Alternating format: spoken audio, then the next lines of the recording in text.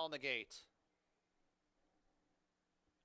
They're off and running at Finger Lakes, signifying nothing with a great start. Bald Kitten, though, gets that lead over signifying nothing. Sill's Pleasure tracks in third, 2.5 lengths back to Mia Nipotina in second last, and a margin of 3 lengths to Treehouse, who's in the fifth and trailing position. 3 furlongs to go in the opener. Signifying nothing, inching away from Bald Kitten. Sill's Pleasure draws closer, third, 3 lengths off the lead. A gap of 4 lengths to Mia Nipotina is about 2 lengths in front of Treehouse, who's at the tail of the field as they arrive at the top of the stretch. Signifying nothing, the first to face us.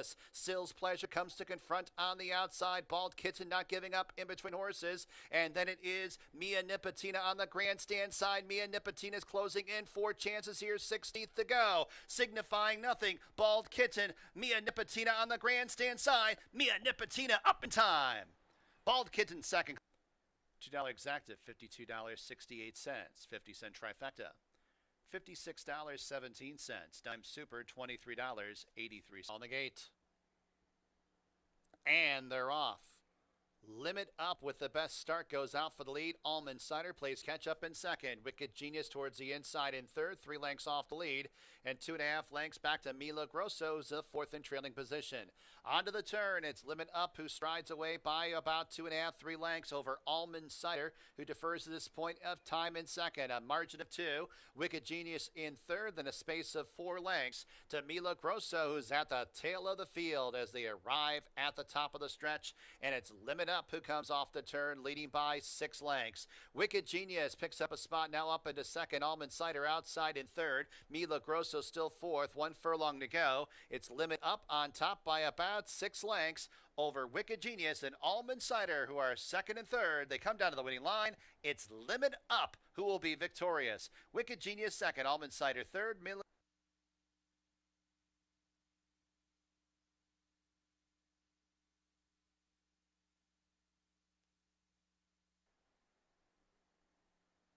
And they're off. Montauk Mystique and Felix's Flower. These two rush out for the lead. April Storm 3 wide in third. A half length, now a length off the pace. And Quinn's Silent Roar will be in about the footpath as they make the entry into the turn. And about 3.5 lengths off the lead. Felix's Flowers on the point with 3 furlongs to go. The lead's a length and a half. Montauk Mystique, the gray shaking up in second. April Storm outside of her in third, now up into second. Then 2 more lengths back to Quinn's Silent Roar, who's at the back of the pack, but only 3 lengths off the lead as they arrive at the top of the stretch. Felix's Flower cuts the corner, comes off the turn by a length and a half. April Storm comes to confront on the outside. Quinn's Silent Roar is up the fence, and then it's Montauk Mystique. They run to the 16th pole. It's April Storm now forging to the front. Quinn's Silent Roar is up the inside, then it's Felix's Flower. April Storm, your winner.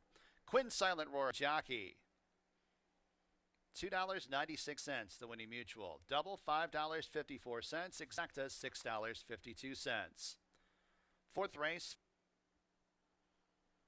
And they're off. Sluggish start, Skybreaker. Slight stumble maybe for Joe G23. Honor for Madden setting out for the lead. Here's Midnight Musume, though, with a burst of energy getting to the front end. Swedish Candy tackles outside second. Joe G23 races third. Honor for Madden shuffled fourth. King Royale 3 wide fifth. 4.5 off the lead and a gap of 5 lengths to Skybreaker, who brings up the rear. 2 horses press to the pace. Less than 2.5 furlongs to go. Swedish Candy to the outside and Midnight Musume. They're clear by 3.5 lengths over Joe G23, who shifts to the outside in third. Honor for Manded is in fourth as they got 3/16 to go. Swedish Candy gets the better of Midnight Musume in mid-stretch, who shifts to the outside. And then it's Joe G23 and Honor for Manded. 16th to go. Swedish Candy clear by 3 lengths. Swedish Candy will prevail. Joe G23 second, close for third. Midnight Musume to the inside. Want to let everyone know, no racing here at Finger Lakes on Monday. This coming Monday, there will be no racing. Our next racing card 8. And they're off. Great start. Messi the Magician from an inside post setting out for the lead. Rio Aleve is also up close. Support the Cat is deep on the course to the outside of Addison's Dream. Redoubtable Ripkins at the fence in fifth, 5.5 off the lead and getting shuffled. And Not Today Governors outside him at the tail of the field. About 2.5 furlongs to go. Messi, the Magician, and Rio Aleve. These two are almost on even terms. They're clear by 4. Addie Sun streaming the red blinkers in third to the inside to support the cat. Not Today Governors towards the inside, second last. And Redoubtable Ripkin is at the tail of the field and about 8 lengths off the lead. They run down to mid-stretch. Messi, the Magician, shrugs off Rio Leve in mid-stretch and strides away by 4 lengths. The battle for second, Rio Leve running on late, Redoubtable Ripkin. But your winner, Messi, the Magician, give Perez 2 on the card. Redoubtable Ripkin rallies for second, Rio 97 cents. Pick 3, $5 and a penny. Early pick 5, 5 of 5, $85.56. And they're off too. Got off horribly. G Munning and Jules in the Bay. So an advantage for Sharp As, who's able to get to a clear lead over Courageous Ola in second. 3 lengths to Tommy the Torch, who races in third. Then the Bad Starters. G Munnings in second last, about 9 off the lead. And about 5 lengths back to Jules in the Bay, who trails the field. 2.5 furlongs to go. Sharp As dictating the tempo on the front end. The leads by 3. Courageous Ola tries to cut into the margin. Second, G Munning is up the inside in third. Then it's Tommy the Torch in second last. Jules in the Bay trails the field as they turn into the stretch. Sharp As homeward bound has a lead by 3.5 lengths. G Munning's up into second. Courageous Ola races third. Then it's Tommy the Torch and Jules in the Bay. 16th to go. It's Sharp As, who's clear by about 2.5. And Sharp As victorious over G Munning. Close for third, $3.60 the winning mutual. Double, $9.08. Exacta, $6.82. 50-cent trifecta, $6.71. Up and in, they're all in the gate. And they're off. Almendro with a great start going out for the lead. Fighter Kite accompanies that one in second. Socks for Daughters in third, but about 5.5 lengths off the lead. And then it's Here's Waldo. Dreams of My Father on the outside. Going from fifth up into fourth, 3.5 off the lead. Second last, Eric from Miami. And Bolt to Run in the seventh and trailing position at about 11 lengths off the lead. 2.5 furlongs to go. Almendro has the lead over Fighter Kite in second. And then in third, Here's Waldo to the inside of Dreams of My Father. A big gap of about 5 lengths to Bolt to Run, who winds up from the back but goes very wide into the stretch. They got 3/16 to go, and it's Fighter Kite who gets to the front end. Almendro tries to stick with that one in second. Many lengths back to Dreams of My Father third in deep stretch. It's Fighter Kite and Almendro. Fighter Kite in front. Almendro second. Third, Dream. $8.50 the winning mutual. Daily double, $16.98. Exacta, $15.88. Trifecta, $11.84. They're all in the gate.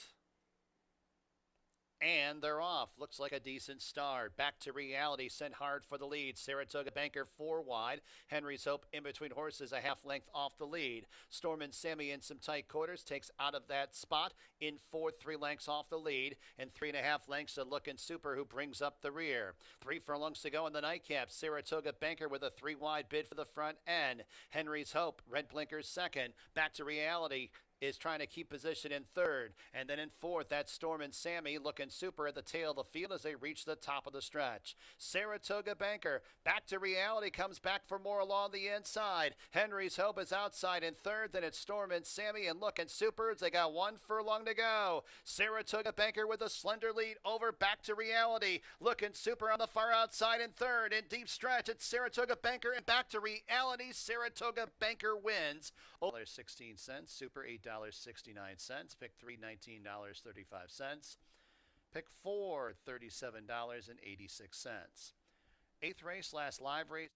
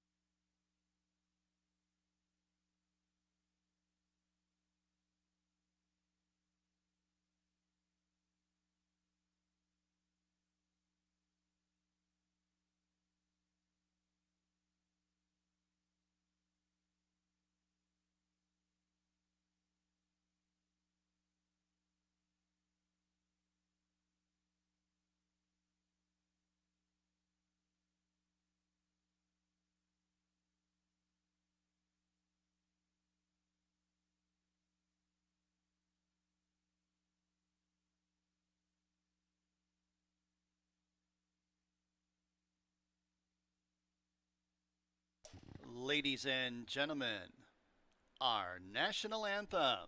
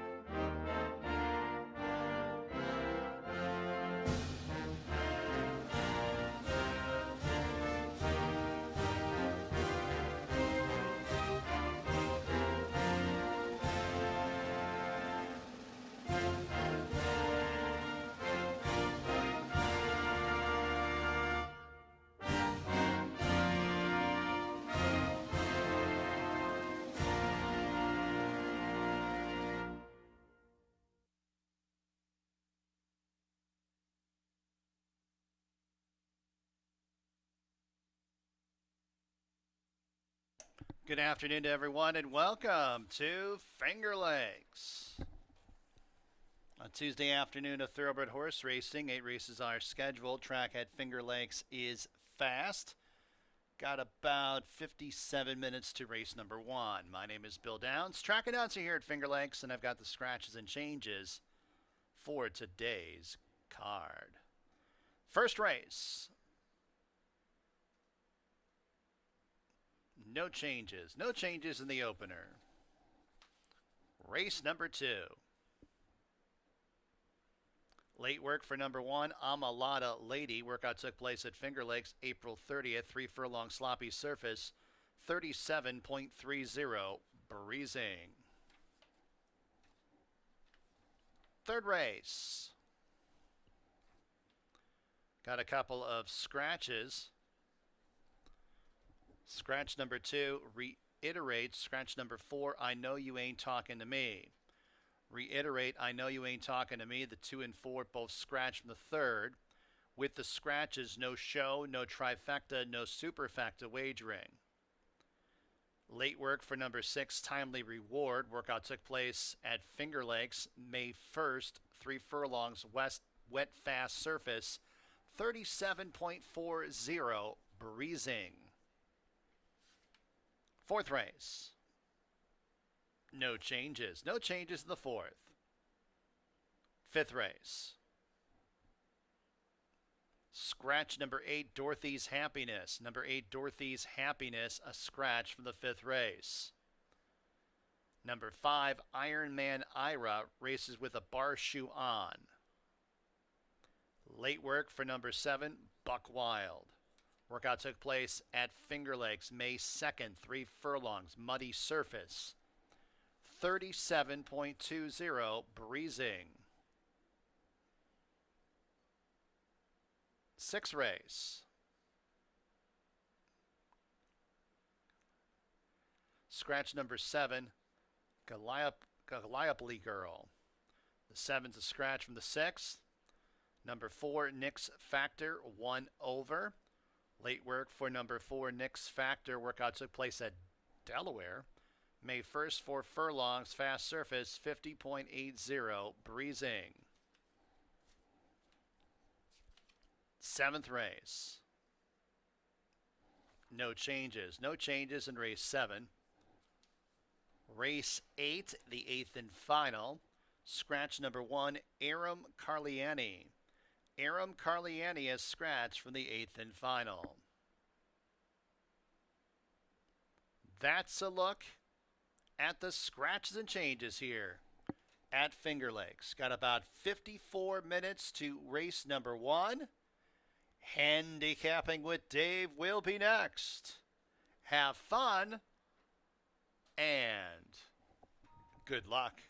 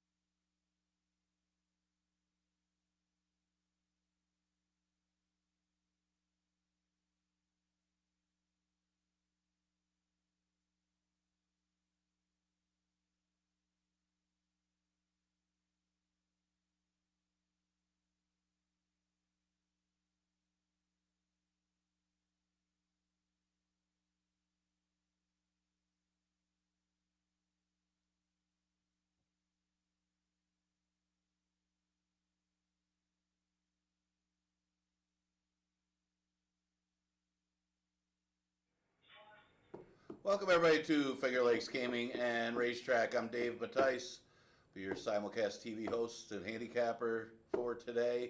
We've got 8 races on the card. This is the only day we're running this week. We canceled yesterday, and we run only 2 days the first couple of weeks of the season, getting these horses race ready. We are drawing for Tuesday today, so we already got Monday's card done, so that'll be the next racing day. We are scheduled to run Monday, Tuesday, and Wednesday next week, so we're getting into the season now. See how that pans out going into next week. Well, we had 2 days to start off the season. Opening week had Monday and Tuesday.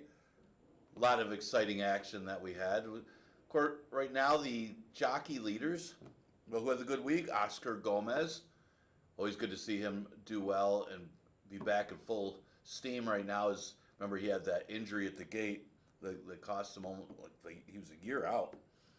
Jeremiah Flores had a good start to the season with 3 wins. I think it's Louis Perez, though, percentage-wise, who we'd consider the leading rider right now because he's had 3 wins with 4 mounts, and man, he's really heating up. So those 3 all had 3 wins. Now in the trainer standings, Paul Barrow was the most dominant the first 2 days with 5 wins with 9 starters. He was emptying the barn early, but had 5 winners, so he's on fire to start out the meet. I do want to say something as far as one of our trainers got injured the other day. It was on Kentucky Derby Day. We wish Dylan Clark a speedy recovery. Hopefully he's doing well. I've had trouble getting more information on that from his family members, so we'll try to keep at it. We are all concerned with Dylan. Dylan's a great person and a great trainer here at Finger Lakes. We just want to make sure he is okay. I don't want to say anything. I know some of his injuries, but I want to get permission from the family before I can say anything about Dylan, although he's, as far as I know, he's doing okay. So good luck to Dylan and hopefully a speedy recovery to him. You know he's a smart guy because he's a New England Patriot fan. All right, let's look at today's card. We are fast right now. There is a chance of some rain. Actually, there's a really good chance of rain today and tomorrow. So will obviously be a factor in today's races and how the results come in. First race, we got an allowance race. Small field of 5 horses. That doesn't always make it easier because you got a few of them here that are big contenders. It goes the short distance of 4.5. Notice we got some 5 furlong races today as well. Well, one thing you look at is pace and fitness, and really the horse that I thought would get the lead here in the first race is the 4. Make sure I say this right. Princess Wadadali. I know I said that wrong, but it was a good enough try. Showed speed in her debut, and I think that speed that she showed under Flavian Pratt that day would be good enough to get the lead against these horses. That's if she shows that speed. She was unable to make the front in her second start against winners for the first time. But remember, the one other than allowance in New York, yes, that's for 2 lifetime horses, but you also have multiple winners that are still eligible for that race as well. And it's a tougher condition than our straight 2 lifetime here at Finger Lakes, so this should be considered an easier spot for Princess Wadadali. I'm going to say it different every time I say it, but I think this horse is the speed. See if she can get the front end. Notice a lot of horses sired by King for a Day here at Finger Lakes lately. Kind of keep an eye on how that sire does. The dam was good. This is the first foal of that dam, by the way.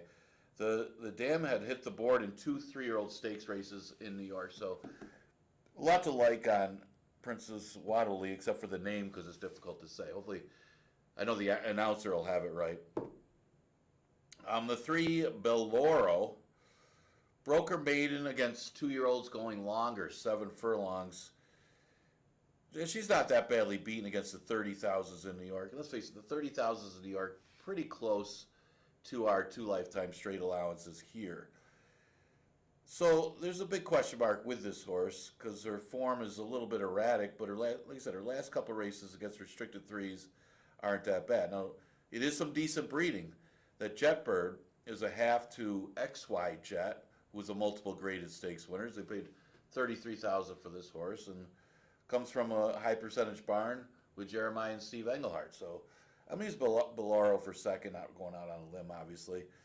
Admiral Soul is the other one that's the morning. I had mixed feelings about this one, especially to take 2-1 on this horse. But now her first start, kind of like Princess Waddley, she had an impressive first time out. I mean, she dominated $50,000 maidens. Obviously, that's a notch below the especially against the New York breds. They tried her in that starter condition, and her second start, first time against winners, was not good.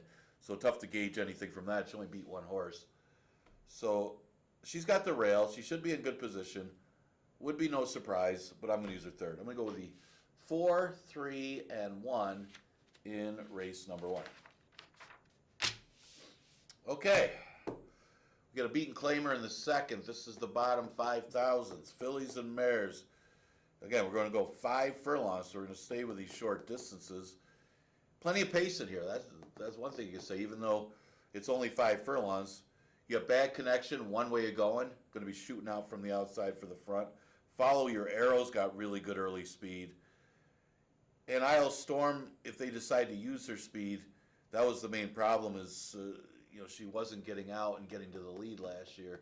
What she does, you can see, when they put her out there with the pace setters, she wins by 8 lengths. But that's the reason I don't like her is because the tactics have been bad on that horse for her running styles. She likes the front. And I don't think she's going to get it in here. So I lean towards Follow Your Arrow. I know she's going to be the favorite, and she's kind of a vulnerable favorite off since October. It is a positive sign that she's protected. She's in for the waiver claim. She does have a win on the off track if we do get some rain. But basically, the back class should come through with this horse against these rivals. It's only ran once for 5,000, and it was a nice move because even though she didn't win, but she probably should have won, she had a rough trip. But the fact that she didn't win isn't a problem because she could come back for the waiver claim, and now she could run against these horses with no fear of getting claimed. She should be tough. I'm a lot of lady really needs this distance. I mean, the last time that this horse won was 5.5. The time before was only 4.5. She can't get 6 furlongs. That's the main issue for I'm a lot of lady, and it shows. Her last 3 races have been at 3/4, and she didn't hit the board in any of them. She could go 5.5, but I think 5 furlongs is right in this horse's ballpark. It's like a good distance for I'm a lot of lady. She's good on an off track in case we get there. Now, she's never run going 5, but obviously she's won going 4.5 and 5.5. And again, she likes an off track. So if we do get some rain, got to kind of look out the window right now. Still kind of gloomy, but the rain hasn't hit yet. The tricky one is going to be bad connection. Last year she won a couple races. I didn't expect her to win, but she just speed popped the field. If she could get the lead over Follow Your Arrow, she might be tough to catch. And especially getting a tightener in her coming back from Charlestown. She didn't run that badly. I mean, she had the lead for a long, long way before getting beat by Long Shot Reiterate. Now, that was a surprise. But bad connection with her early speed. She's trying to use it now at the beginning of the year at 4.5 and 5 furlongs. That's where she's going to be toughest to catch. Ironically, she's never won at this distance, though. My fourth choice would be Mrs. Bell. I got to give an honorable mention to Mrs. Bell because you got Jackie Davis back aboard. What do you say about when Jackie rode this horse? I know we talked about this horse when she was on the show with me last year.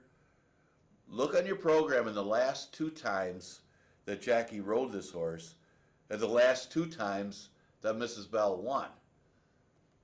So if you're looking for another angle, how about that? Reunited with the jockey. I don't like her 5 furlongs, so we'll see. We'll see. No try, no super, no show in race number 3. We are down to 4 betting interests with the scratches of the 2. Reiterate, just mentioned her. She just won at 22-1. And the speed, this is a big one because I know you ain't talking to me, is lightning fast out of the gate, whether it's short or long. And that changes the race. That's a bit, to me, that was a huge scratch, and that's why I like the 6 timely reward. I mean, timely reward now looks like the speed of the race with a scratch if I know you ain't talking to me. Might have been out there with that one anyway because she's fast. Is she good enough? This is a tough spot. I mean, you only got 3 other horses. Tasty Waves, basically a 5,000 claimer. Casbuke, always got to fear that one. That one was a 5-time winner last year. And Florida Flowers got some class too. I mean, her last win was against allowance horses. So there's some classy horses with Kaz Music and Florida Flower behind her. But one thing at 5 furlongs, being the main speed should be a big advantage for timely reward. Again, it is a question, is she good enough to hold off Florida Flower and Kaz Music? I guess we'll find out. But I'm going to take her on top because she does look like the main speed. Kaz Music, what can you say? What a season that she had. Murphy was the trainer of this horse when she had all those wins. And then the owner went to a different barn, so Murphy claimed her back. So now back in the Murphy barn is Kaz Music. And she owned the starter sprints last year. Just absolutely owned them for a while there. And I just couldn't get with the program. I couldn't believe that this horse just kept winning. Didn't matter the weight assigned. Didn't matter the pace scenario. She just found ways to win last year. And when you're going good and you have a nose for the wire, that happens. Kind of up against it from a pace standpoint in this race, though, with only 4 betting interests. But how many times lately, not just at this track, in New York and a few different racetracks, we've seen 4-horse fields, and the longest shot in the board's been winning. Been just a kind of a angle lately. I think everybody's just trying to shoot out there to the front, and the horse that's been sitting back and making a run is the one that's winning. It's been happening a lot. All right, 4th race. We're going to start the late pick 5, or the early one's the first, and then the late one is a 50-cent minimum. It does have a carryover if nobody hits it. I don't think we have anything to worry about today. This is a tough race, though, because for an 11-9, you got some horses with some credentials. You know, you first look at it, who's the best horse? You probably would say, well, probably Sweet Tone. But there's a big question of the distance, especially the distance. I don't know so much the surface, because he ran okay in the dirt last time. I still think he's probably a better turf horse. But he's a late closer going long, so I couldn't put him on top because of that. But, man, you look at the breeding. Tonalist out of a dam by Grand Slam. If this race was 6 furlongs or longer, I would have definitely put this horse on top. But because it's not, because it's only 5 furlongs, I ended up going to the 7, Sir Cartwright. I think that's from a 70s show. This one does get a race under his belt since February with an off-the-board finish. Now, didn't beat a horse in that race and lost by double digits, but took some money. This is a horse by McLean's Music. I like the McLean's Music horses. And does have a class edge. So, maybe Sweet Tone's got class, but so does Sir Cartwright, running against allowance conditions, that starter allowance condition. He's just been running against better horses. But from a pace standpoint, there is some pace in here. You do have Nikos, who should have speed, and Disco Dancer, who's got a little bit of speed, but not a ton for 5 furlongs. That Sir Cartwright is just as fast as anybody in the field.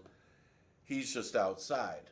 And I think that gives him advantage over Sweet Tone, who looks to be the fittest and the late closer in here, because Sweet Tone's going to have to make up a lot of ground going 5 furlongs. Thought the other one was Nikos. He does have some tactical speed. He could use it in this spot, and he does have some recency running at Tampa in March. You also got to like the 47 work over the Belmont track since the last race. It's really nice work for Nikos, who can do either. He does have that tactical speed. So it'll be interesting to see if they're aggressive with Nikos early, especially with Sir Cartwright outside of him. You think maybe Disco Dancer, not sure how much speed he's going to have off the break. But that could be the key to this race, especially when you think probably the best horse is a deep, deep closer to kind of get there. If there's not much pace for Sweet Tone to get there, it probably favors horses like Sir Cartwright and Nikos, who will be forwardly placed. But then you got late runners like Gimme. Gimme's a late runner. Connect the Brox as we go short and long, but he's a true late runner. So I think the pace is going to matter in race number 4. That's why I leaned towards Sir Cartwright. Okay, 5th race, scratch the 8. Dorothy's Happiness, beaten 5 claimer, now winners of a race since December. And it is a competitive race. I had a tough time coming up with who I thought would be the winner. Again, I'm looking at pace more than anything. At 5 furlongs, I know we're going a little further than 4.5 now. But let's face it, this race is as wide open as possible, that you got to look for who's going to get the trip, who might have a tactical edge. I like both Murphy's horses in here, and they both look like the 2 horses that have speed. That's what's interesting, to see what the tactics will be with Paint the Line and Samurai Legacy. Now, Samurai Legacy is faster than Paint the Line, but most of those races are on different surface, on the synthetic artificial surface, whereas dirt races, it's not really doing as fast as fractions, except for last race, he pressed to 21. Of course, he's going to get tired. I think Samurai Legacy could get the lead in here, or at least him and Paint the Line cooperate with each other, being the same owner and trainer. There is just a true lack of pace in this race, and I think that favors the Murphy pair. Both of them. I mean, who else is going to be forwardly placed that's got the speed of those 2? Retail Man's a router. Invaluable Will does run well fresh. He's got a little speed, but he's not as fast as Samurai Legacy. Ironman Ira does have some sprint speed, but he's been off since October. Henry III, he's a router, deep closer. Buck Wild's not fast enough in sprints. So really, there's a true lack of pace in the 5th, and I think it favors Samurai Legacy more than anybody in here. But I like both of Murphy's horses, Samurai Legacy and Paint the Line, and they may just run 1-2 around the racetrack. Invaluable Will's the other one, mainly because he runs well fresh. Remember last year, came off the layoff. Now, he didn't beat much, and the time was good, though, less than a minute. And Max Foster, if Max Foster doesn't get the lead, he runs second. So he did get the lead on Max Foster. But the point is, that's a good effort considering he was fresh, because it was his first start of the year. And the other part of that is, he didn't win a race the rest of the season. That just tells me the horse does run well fresh. And here we are, first start of the year, even though he's at age 10. Who knows, he may run his best race today. Staying inside with a 3-1-2. How about that Kentucky Derby, by the way? Speaking of trips. What a great ride by, what can you say? What a great ride by Jose Ortiz. I think, Irad had to do what he had to do. He was in a tough spot on the rail, had to circle. I think Jose got the better of the trips, but who other than, and I know the Ortiz brothers visited us last year a couple times. They're both a class act. You got to like both of those guys. Happy for them to run 1-2. Gave us an exciting Derby.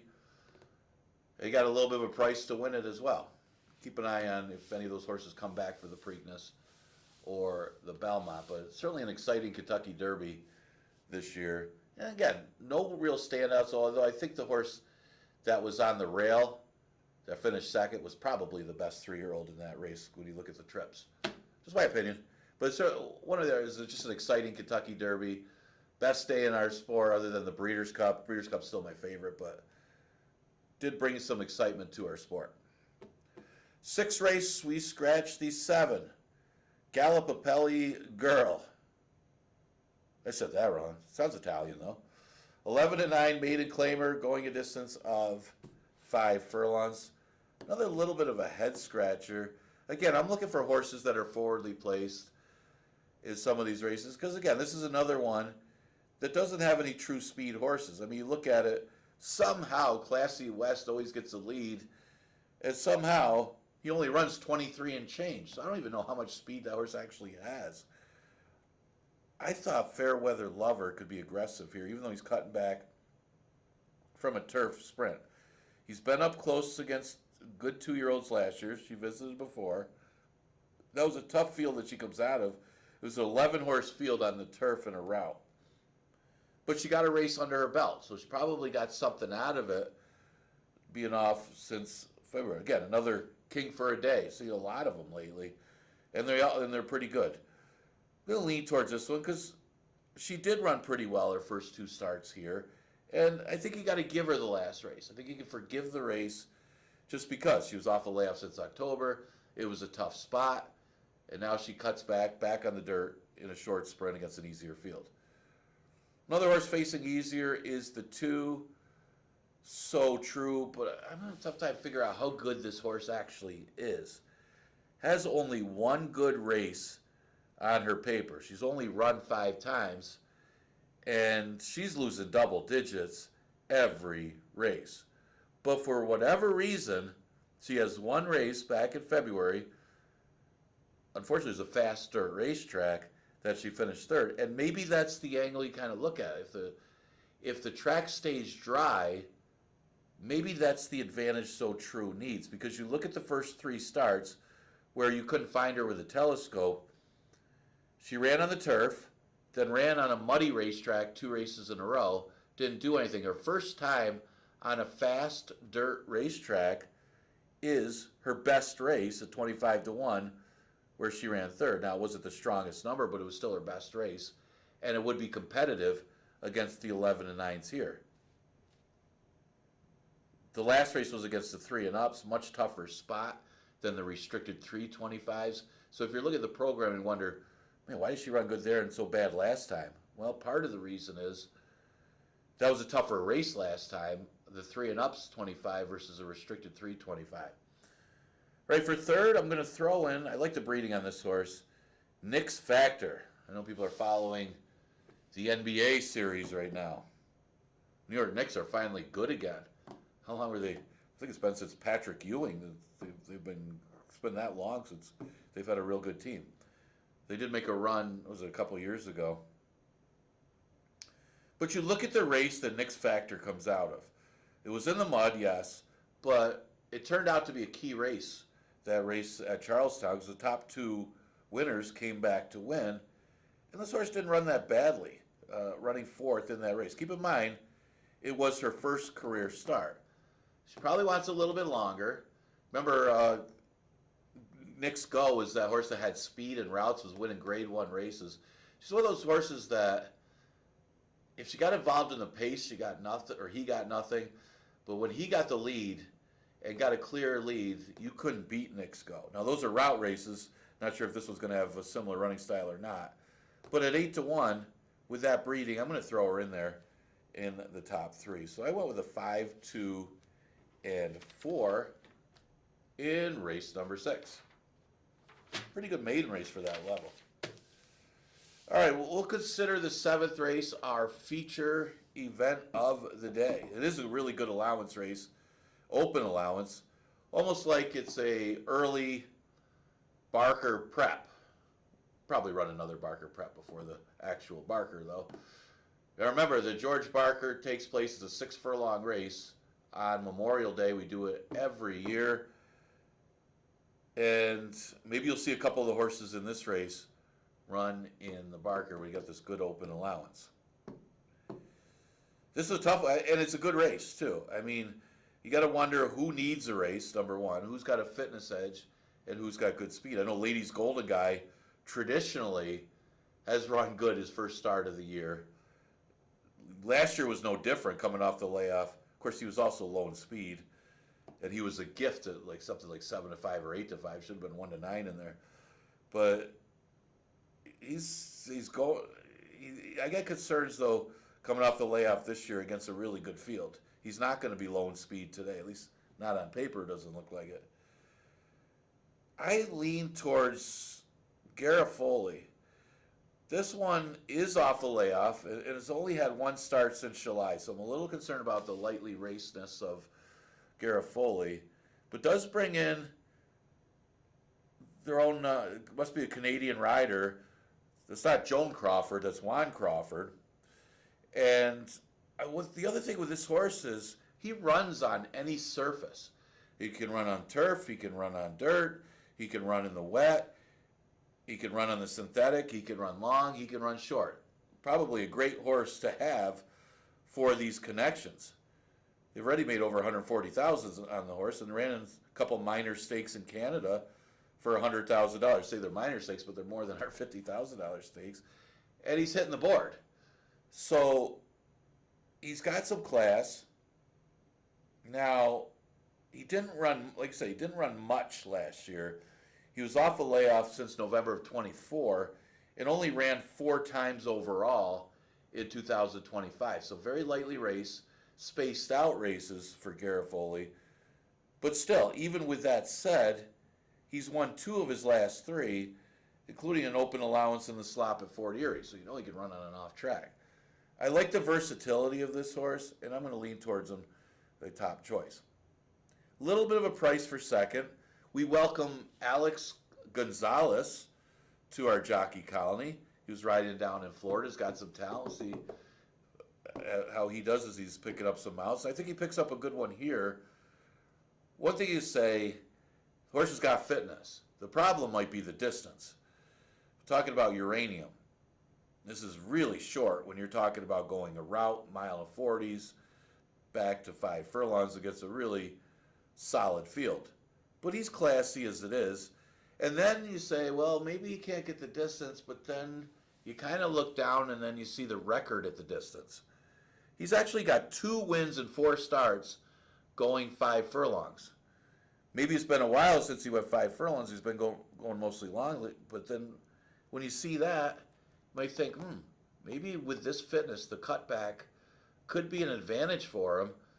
And he could stay within range and chase down the speed and win on fitness. I mean, this horse is 6-1. I think Talia Arici's got a couple of real good ones in today for Lima Racing, and this is one of them. I like the other one on top earlier in the card. Squire Creek's been here before, hasn't won here, but does have early speed. I would think that this horse would try to be aggressive from the rail. You're not going to let Ladies Golden Guy just get out there and run and keep going. So I think that might be the key to the race if Ladies Golden Guy could clear early. But I would think from the rail, Squire Creek should show some speed. He's got good works for the return. And of course, I got to mention Ladies Golden Guy. Runs good fresh. Didn't do anything the rest of the year, but he ran good fresh. And, you know, he's getting up there in age. He's still running against tough competition. But this is his thing. The first race of the year, going short, send to the front, and at the short distances, he's tough to catch. Will we see that again?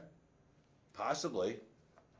Hard not to think it is a possibility in this field. It's a good race. Murphy's got a couple in there. Hey Hey Harry, very consistent. Tacony Road won the Barker last year, but I think was DQ'd. So you know that one's got some class. I know he won an earlier stakes race. Cast a Coin looked good winning a 2-year-old race. Always like that one because he's got Into Mischief on the dam side. He looks like a stakes horse. So good race. That's our feature event. I'm looking forward to it. Hopefully it stays together. All right, we're going to finish off with a never won 2 5,000 claimer for fillies and mares. Going 4.5. We scratched the 1. Aaron Carlani. Okay, when you first look at this horse, what do you see? Well, fitness. The only 2 horses in this whole field ran in 2026. And guess what? I got him 1-2.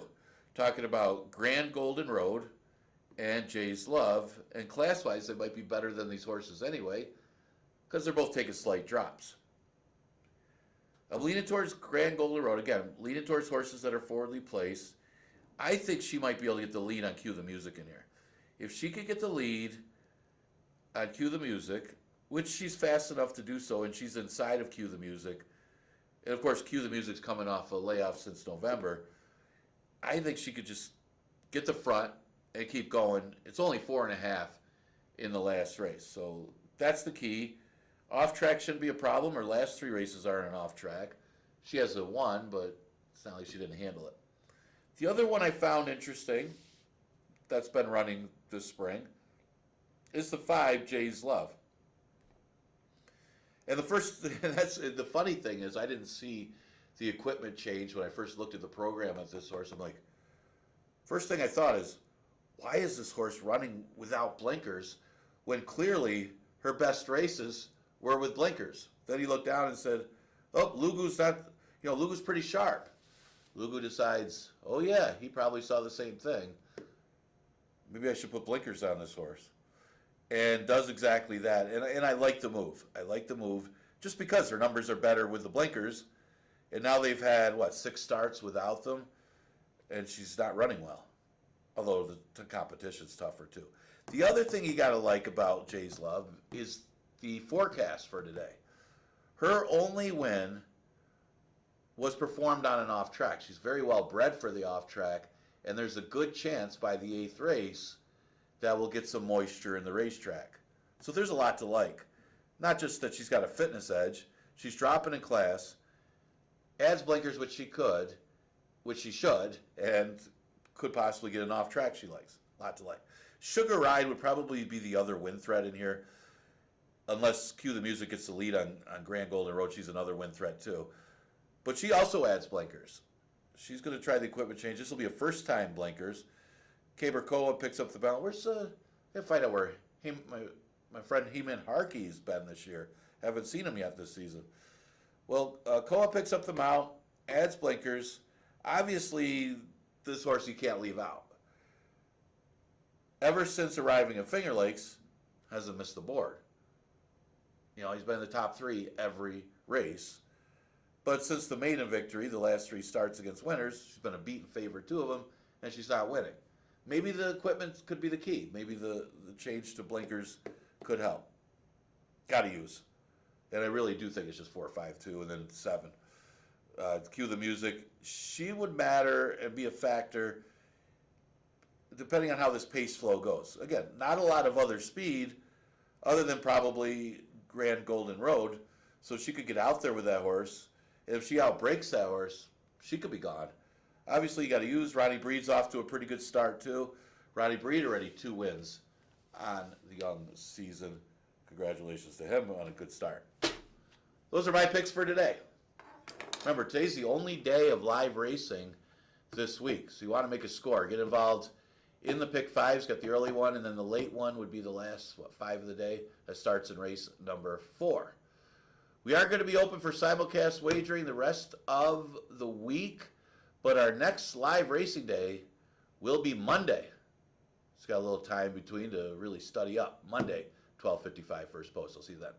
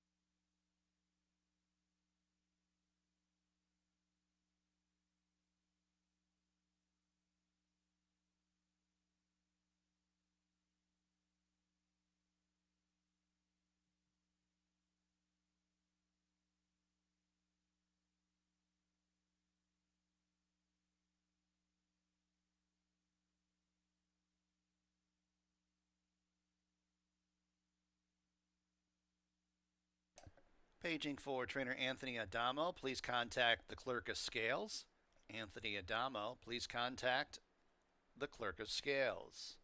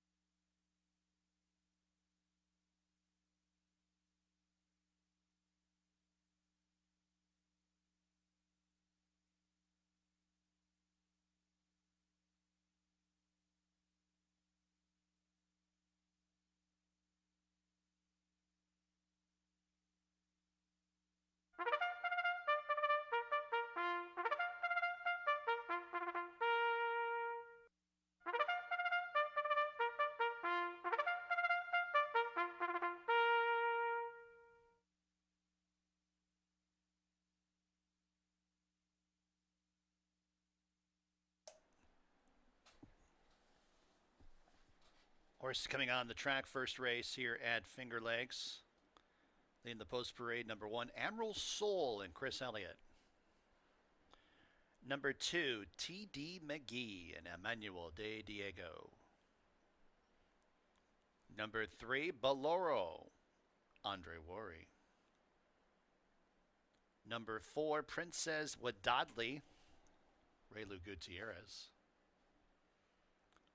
And number 5 is World Bank and Jeremias Flores. Track is fast for the opener. First race in approximately 4 minutes. First race starts the early 50-cent pick 5 here at Finger Lakes.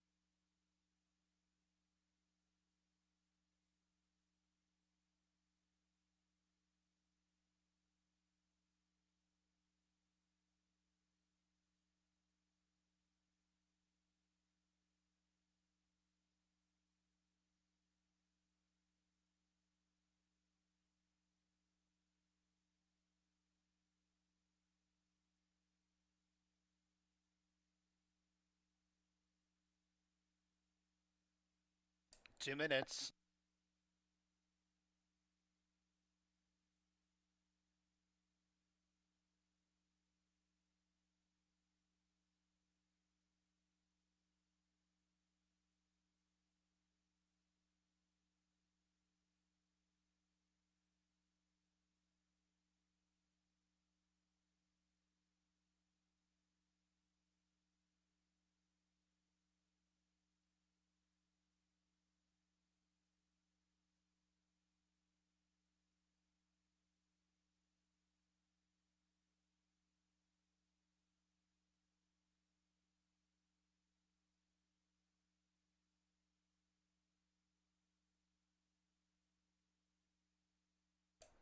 Approaching the gate.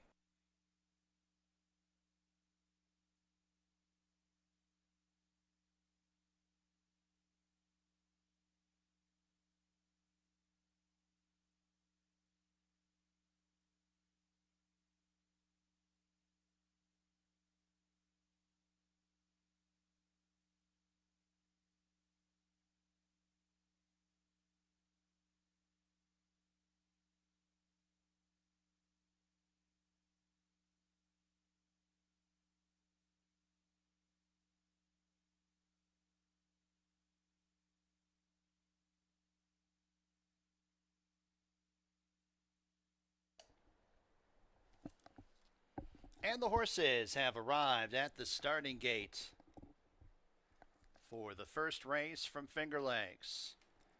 Got a field of 5 fillies and mares to go 4.5 furlongs. 3 to 5 on number 4, Princess Wadadli.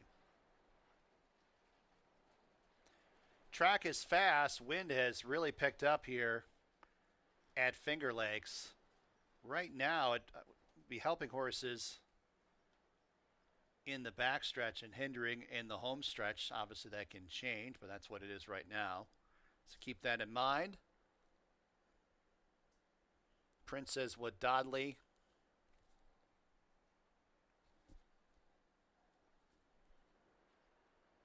Second last into line, and World Bank to the outside. First of 8 races on a Tuesday here at Finger Lakes. They're all in the gate. They're off and running at Finger Lakes. World Bank got a good start and sends out for the lead. Princess Wadadli and Ballora also setting for the front end.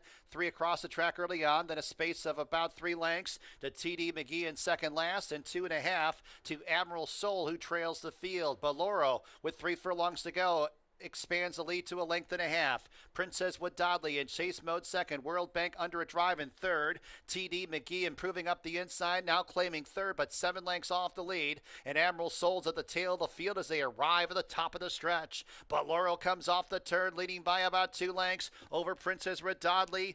The 6 to 5 favorite outside second. TD McGee's up the inside third, 4 lengths off the lead, 1 furlong to go. Ballora drifting about. It's Princess Wadadli taking advantage of the situation. Princess Wadadli getting the upper hand late. Princess Wadadli victorious over Ballora. And then it was TD McGee and Admiral Soul.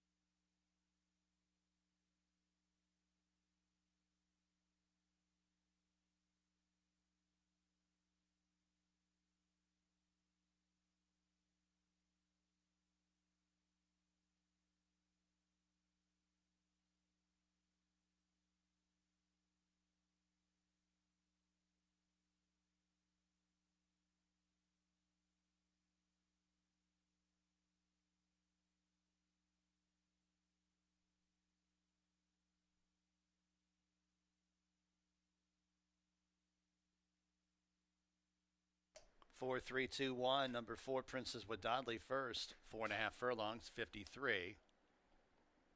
0.26.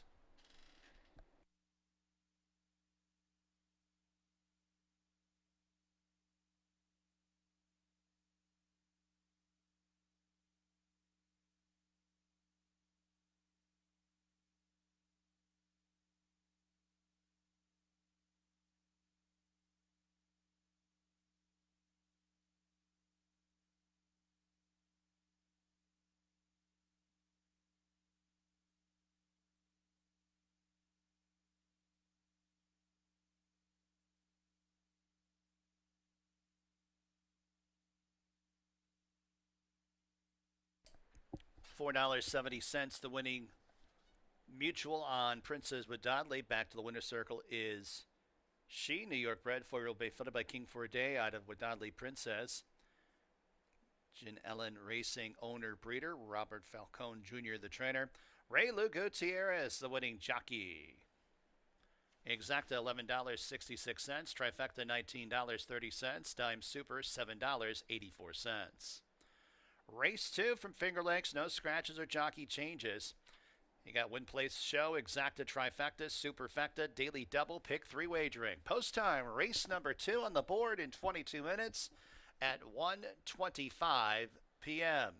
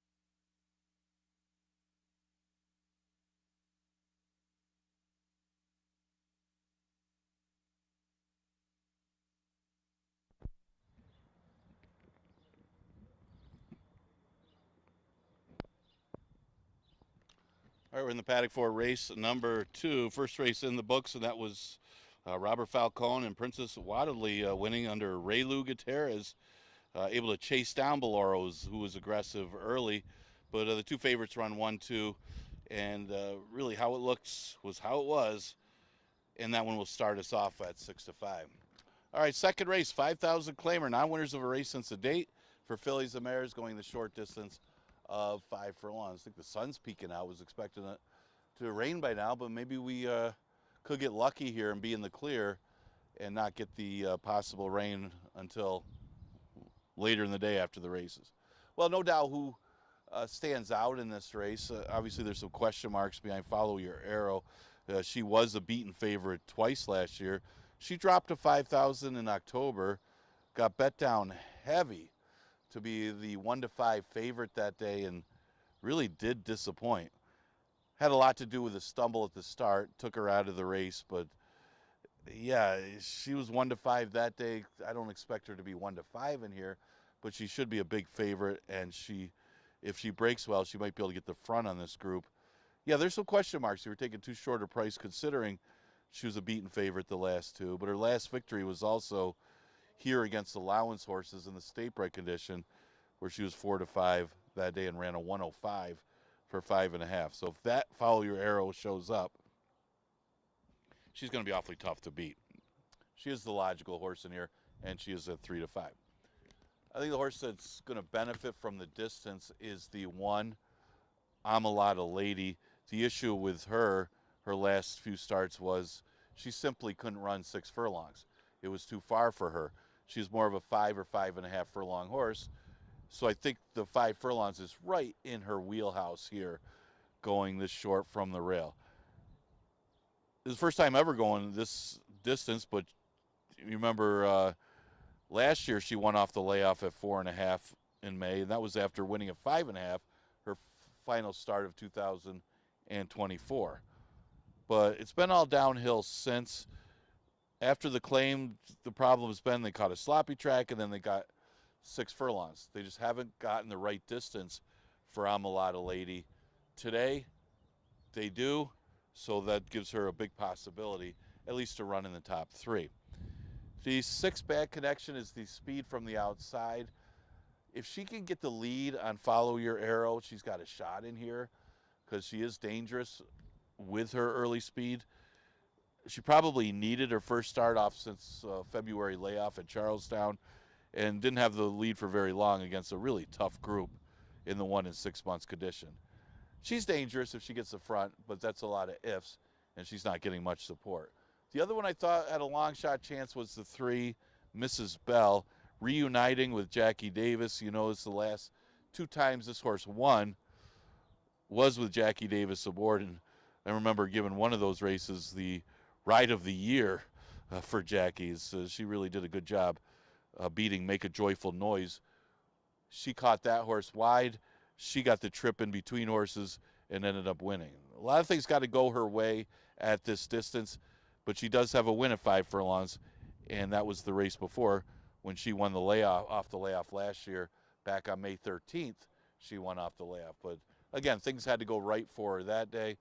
See if things go for her right today. She could get up to get the win. So those are some of the contenders for race number 2. Got about 9 minutes to post. Exacta Try, Super Daily Double, and Pick 3 starts in here.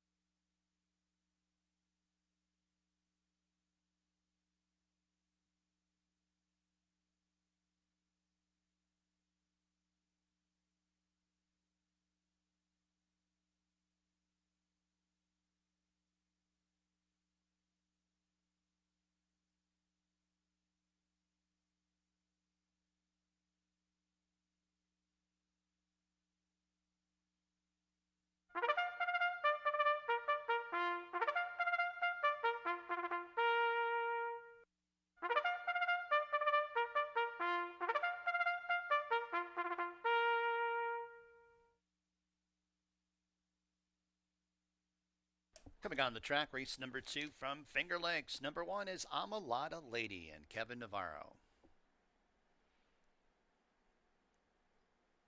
Number 3 is Mrs. Bell, Jackie Davis.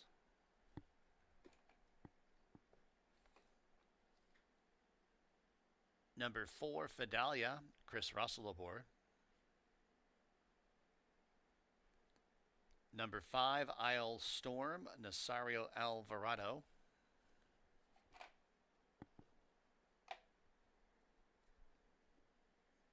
Number 6, Bad Connection, John Barrios.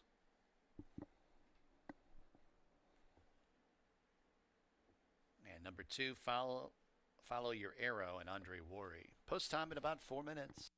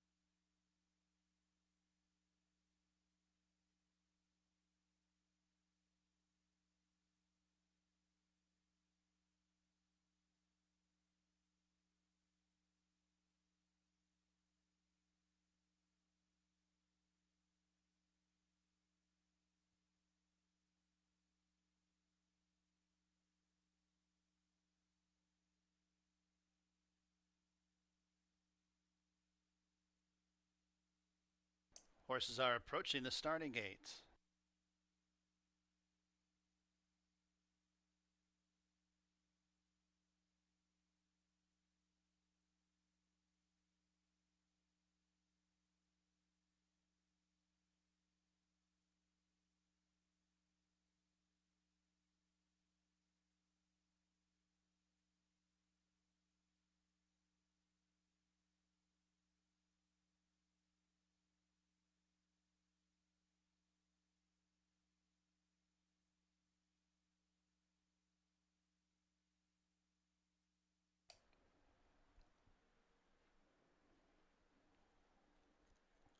Fillies and Mares have arrived at the gate for race number 2 from Finger Lakes. Got a field of 6 fillies and mares to go 5 furlongs. 1 to 2 on number 2. Follow Your Arrow. 7 to 2 on number 5. Isle Storm.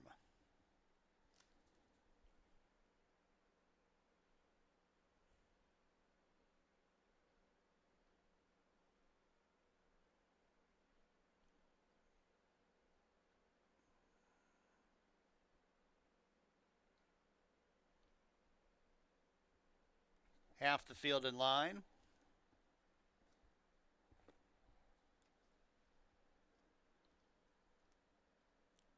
Second choice at 2 to 1. Number 5, Isle Storm, next to go up. And then Bad Connection to the outside.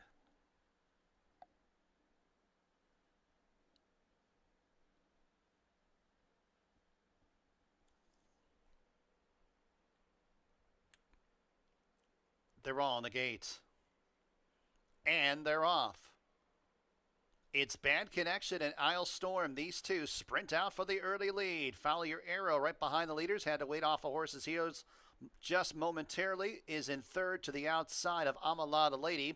Then 3 lengths back to Mrs. Bell in second last, and 3 parts of a length to the gray. Fidalia, who's at the tail of the field. Isle Storm, Bad Connection, Spar for the lead. In third, Follow Your Arrow in the 3 path and 2.5 lengths off the lead. Amalada Lady, red blinkers towards the inside and a ground-saving mode in fourth. 3 lengths back to Mrs. Bell in second last, and a space of 4 to Fidalia, who's deep on the course at the tail of the field as they arrive at the top of the stretch. And it's Isle Storm, who hugs the inside, has the lead by 5. Follow Your Arrows now up into a joint second with Amalada Lady. Mrs. Bell's in fourth, 1 furlong to go. Isle Storm, the lead's about 4 over Follow Your Arrow and Amalada Lady and Mrs. Bell. They come down to the winning line. It's Isle Storm in front. Follow Your Arrow gets second over Amalada Lady, and then it was Mrs. Bell fourth.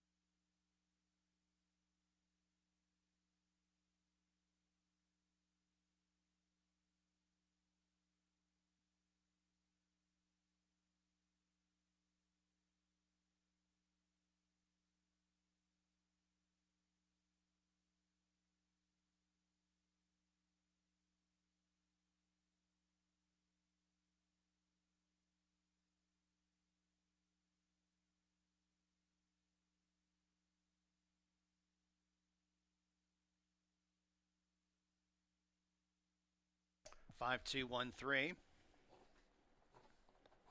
Number 5, Isle Storm first. 5 furlongs and 59.67.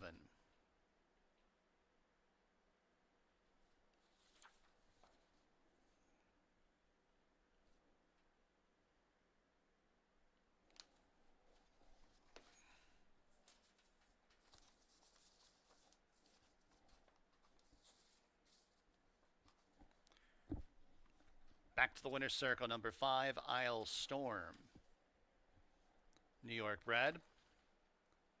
8-year-old bay mare by Honorable Dylan out of Freud Ian Girl.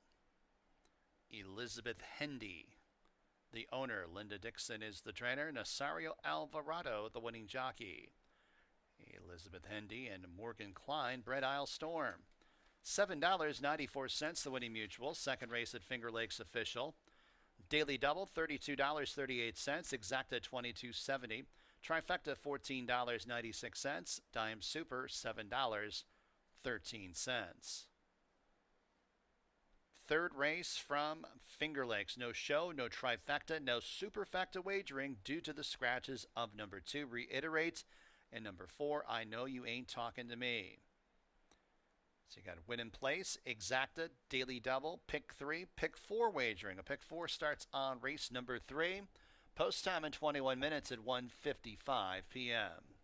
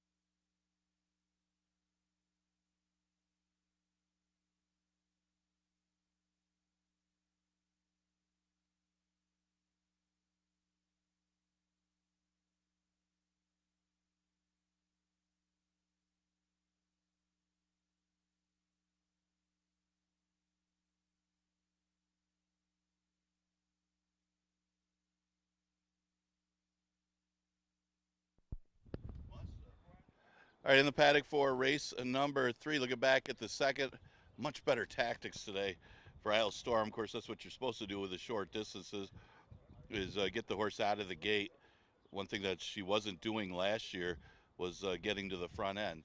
Today, she's much smarter tactics, got to the front end, and she's tough when she's on the lead, and they weren't going to catch her today. Naz Alvarado for Linda Dixon. All right, third race, scratch the 2, reiterate, and the 4. I know you ain't talking to me. We're down to 4 betting interests, so no try, no super, and no show in this race. From a pace standpoint, it does look like the 6 timely reward will provide the early speed. And she's shown good speed at Tampa, running against a little bit tougher. She didn't make the front last time, got caught chasing, but it turned out to be a good race as the top 2 finishers both came back to win, and she ended up third, so she could make it a true key race. But she breaks well and gets to the front. She might be tough to run down, and from a tactical standpoint, she should have an advantage. Now, Kaz Music, what a year this horse had last year. A 5-time winner in 2025, running in the starter allowance conditions. She won a few in a row and just kept winning. I mean, it didn't matter who she was up against, what the distance. She owned the sprint races for the starter allowance condition for a while there during the summer. Kind of tailed off a little bit. They tried to race a Penn National, and she comes off a victory there.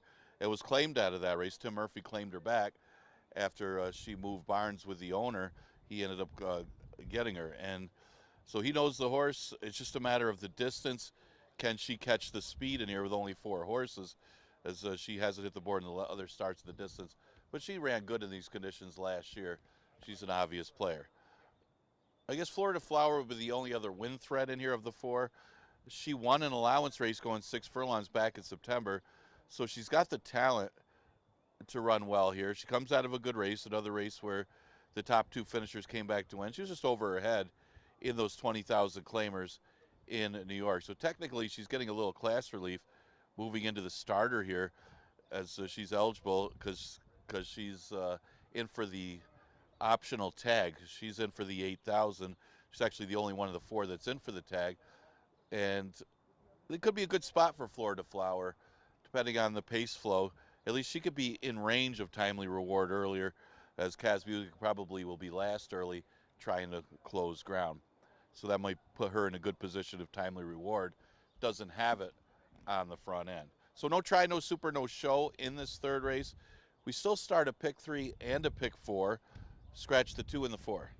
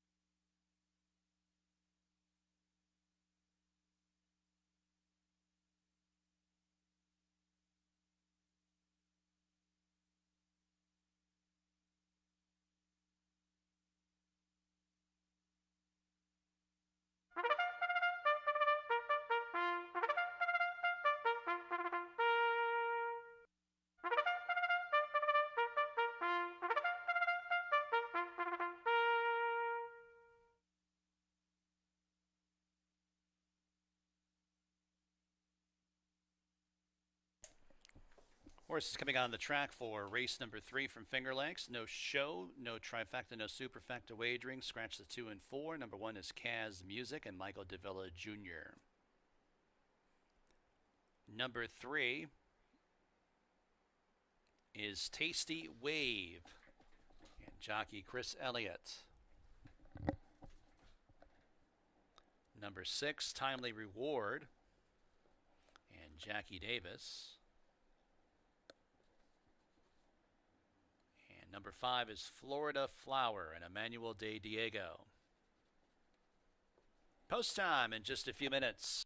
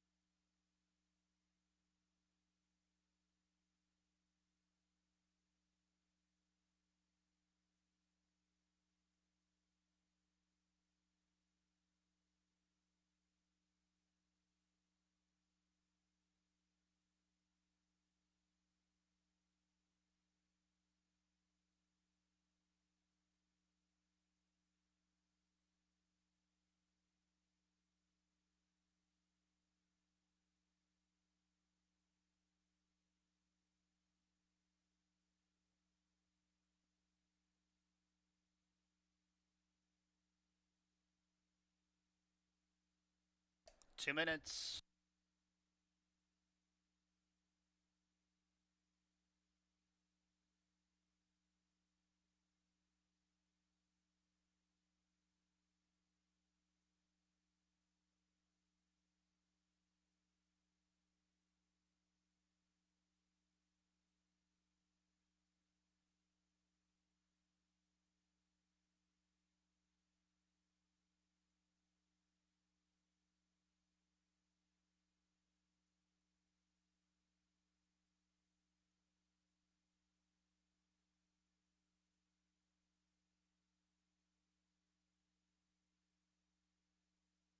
Approaching the gate.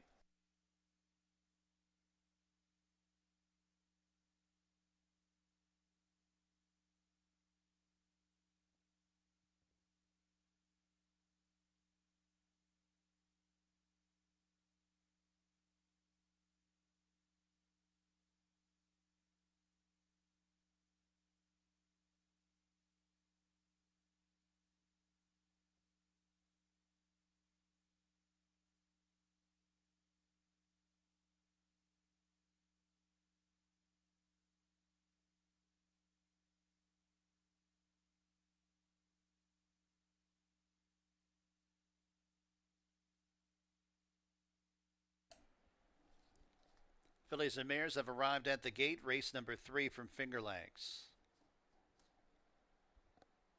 Field of 4 to go 5 furlongs. Starter optional claiming race. Odds on favorite at 3 to 5. Number 6, Timely Reward.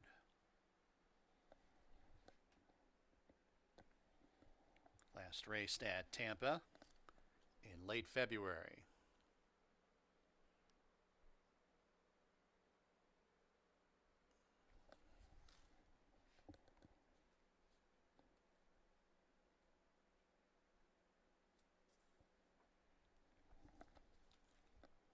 Florida Flower goes in. Timely Reward to the outside. They're all in the gate.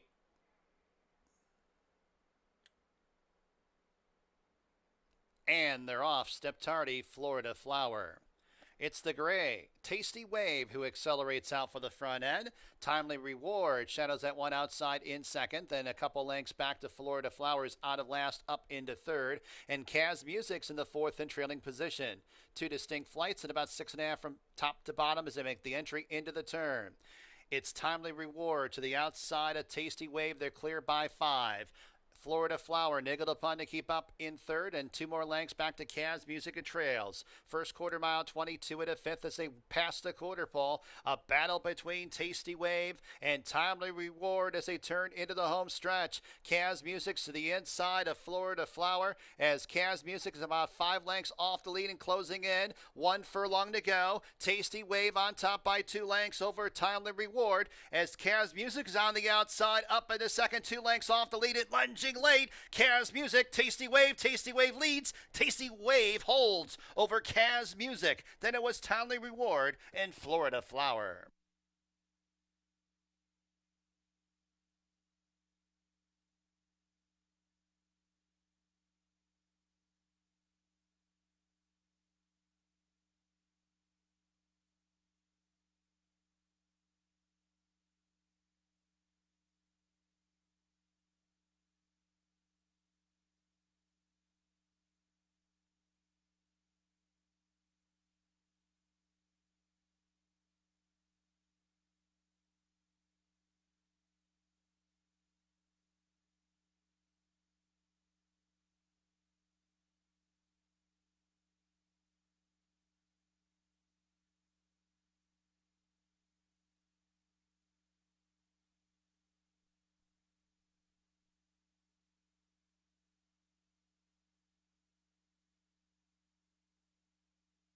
Three, 1, 6, 5. Number 3, Tasty Wave first.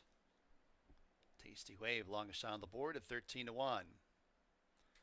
5 furlongs, 59.44.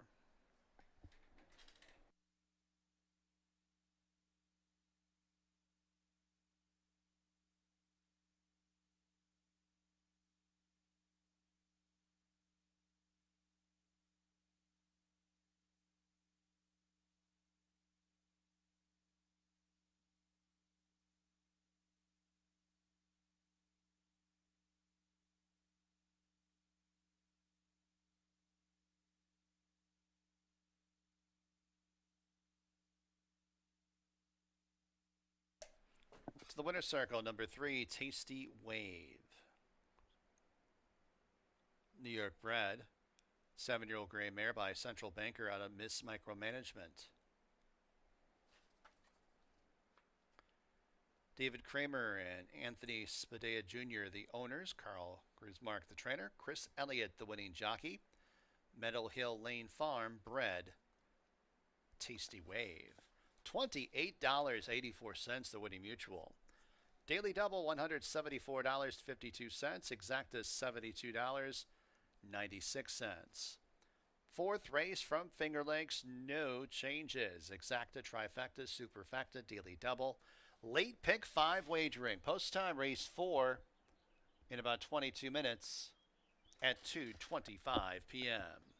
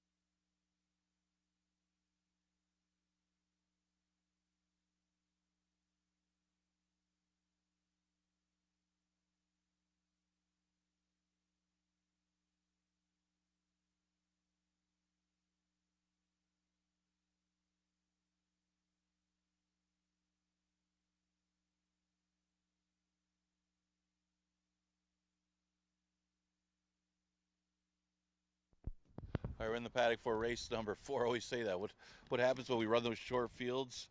Well, the longest shot in the board a lot of times will get the victory because of the trip. And congratulations, Connections of Tasty Wave getting the victory there. We go to the 4th. We start the late pick 5 with this race. And, narrowing this down, you do have some new faces in this field. You got Sir Cartwright, the outside horse, who certainly has enough class to run against our 11 and 9s and win a race like this one, and does have some tactical speed from out there that he can be in the race early. Last race isn't too good. He went off 5-2. Seems like if it doesn't work out here, they got to take the blinkers off, because the last couple of races haven't been as good with the blinkers. But he's also run against some tough competition and mixed it up in a 44.5 last time as well. So give him another chance today against this competition, especially if he's able to make the front from that outside position. The horse that's getting a lot of early money is the 4 Nyakos, who broke his main for $10,000 down at Tampa. Granted, that's not the strongest of field, but he's a pretty good form coming in here. He comes off a 3rd place finish last time behind a next style winner, and he had a trouble trip in that race as well. Probably should have won that Tampa race. So moves to the right spot here at 11 and 9. Elliott trying to make it 2 in a row, and getting probably a lot of trip players give him a lot of support at odds of 7-5 off the rough Tampa trip last time. The horse I found interesting is the 2 Sweet Tone, because obviously the problem's the distance. It's only 5 furlongs. He's cutting way back from a route, but one thing you could say, fitness should not be an issue. He's never won on the dirt. Of course, he's 1 for 30 overall, so it's hard to say if he really is better on the turf. He just had more chances on the turf. His last race on the dirt isn't too bad. Closes some ground going a route. How much will he have to do at this 5 furlong race is going to be the big question. Louis Perez obviously having a good week last week. You can't ignore the breeding. The breeding's really good on Sweet Tone. He's going to be a much better horse here going long. So even if he doesn't get there today, got to kind of watch him as we go longer and longer, especially with the conditions he still has. Even though he's 1 for 30 overall, he should be tough at the 11 and 9 or $5,000 level going longer, and has a chance to win here on fitness if he's able to get within range of the other speed in this race. But that is a tough task when you consider how short this 5 furlongs is that he's been going routes. Exacta Tri Super Daily Double, the late pick 5 starts with the 4th. You got 7 minutes to post.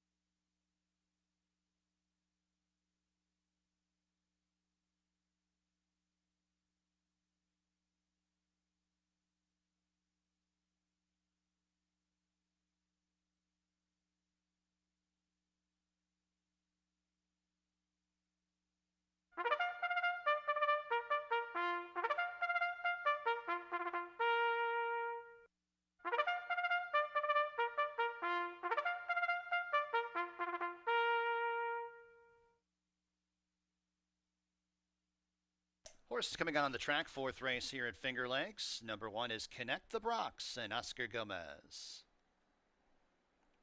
Number 2 is Sweet Tone, Luis Perez aboard. Number 3, Racer X and Kevin Navarro partnering up. Number 4 is Nikos, Chris Elliott in the irons. Number 5 is Gimme Gimme, Manuel De Diego.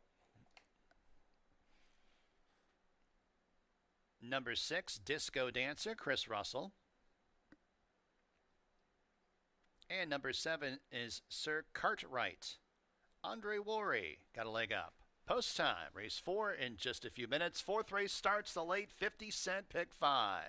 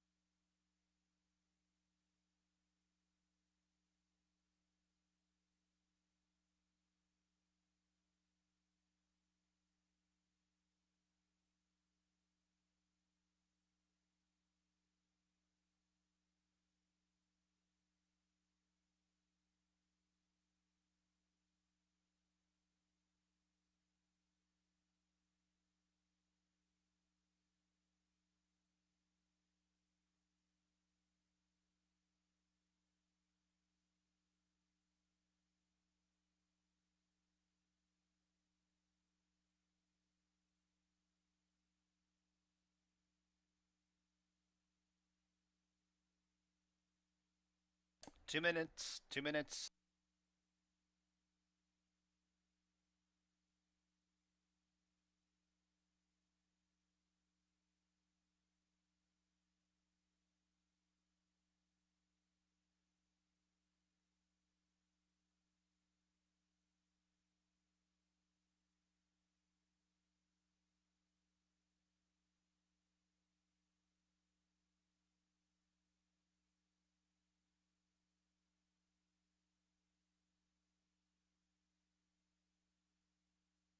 Horses are approaching the starting gate at Finger Lakes. Fourth race starts, late 50-cent pick 5.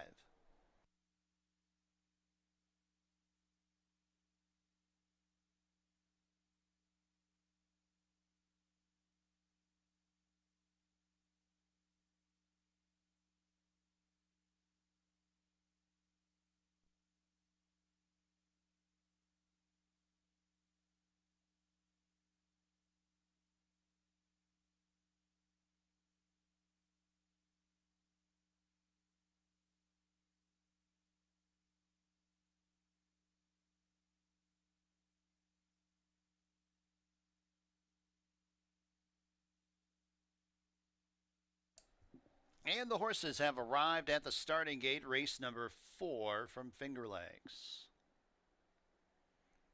Field of 7 to go 5 furlongs. 3-2 on both number 4 Nikos and number 7 Sir Cartwright.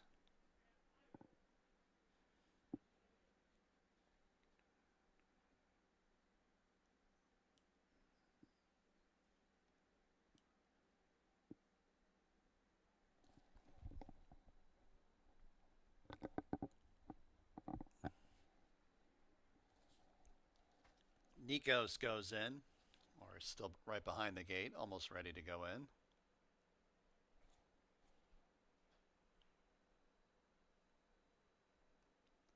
Gimme Gimme, Disco Dancer, and Sir Cartwright.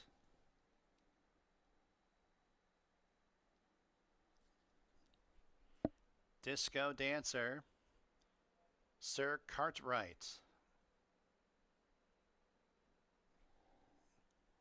Even money on Sir Cartwright.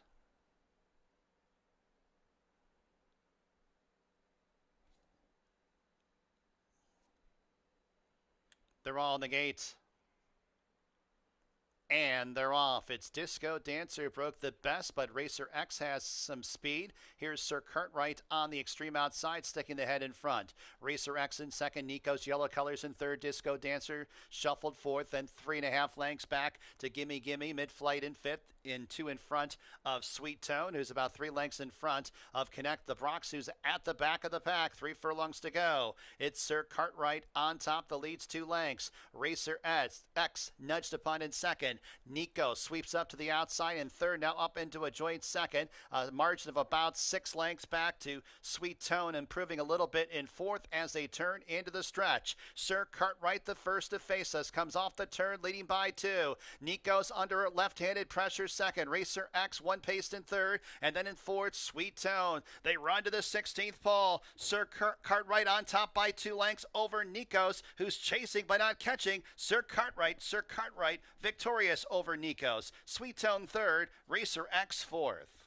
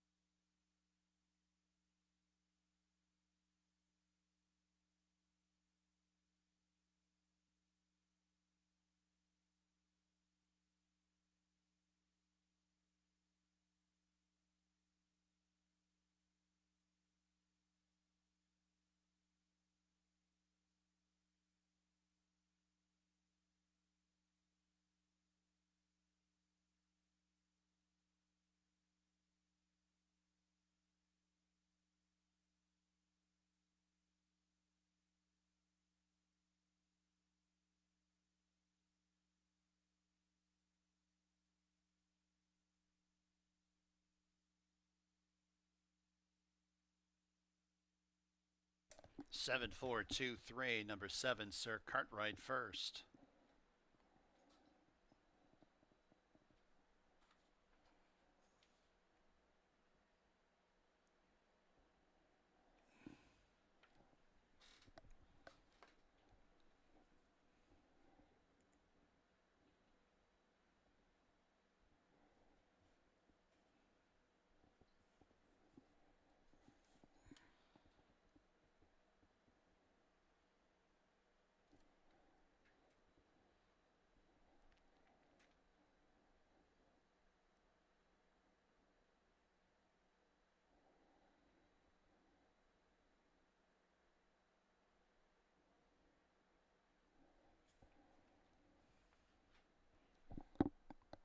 Five furlongs in 58.39.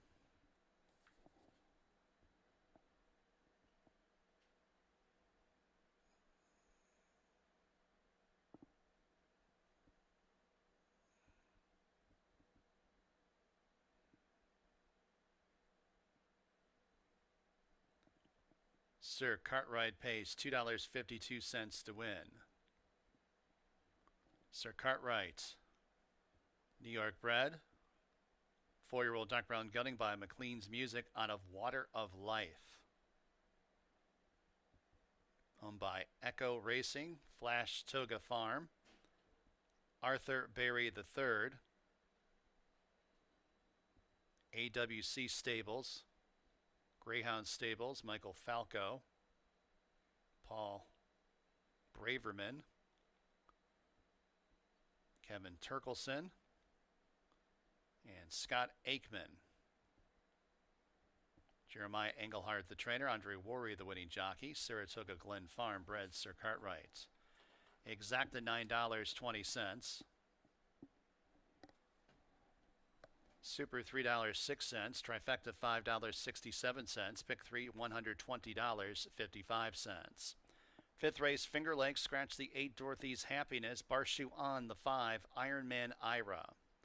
Win, play, show, exacta, trifecta, superfecta, daily double, late pick 4 wagering. Post time, race number 5 in about 20 minutes at 2:55 p.m.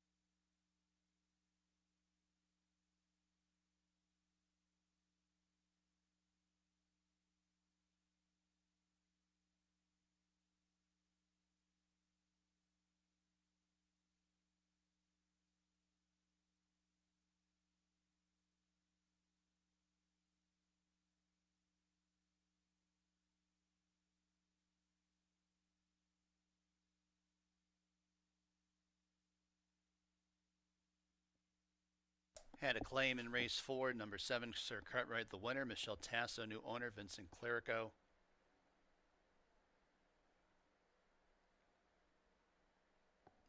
Tasso and Clerico, new connections for number 7, Sir Cartwright, claimed out of the 4th.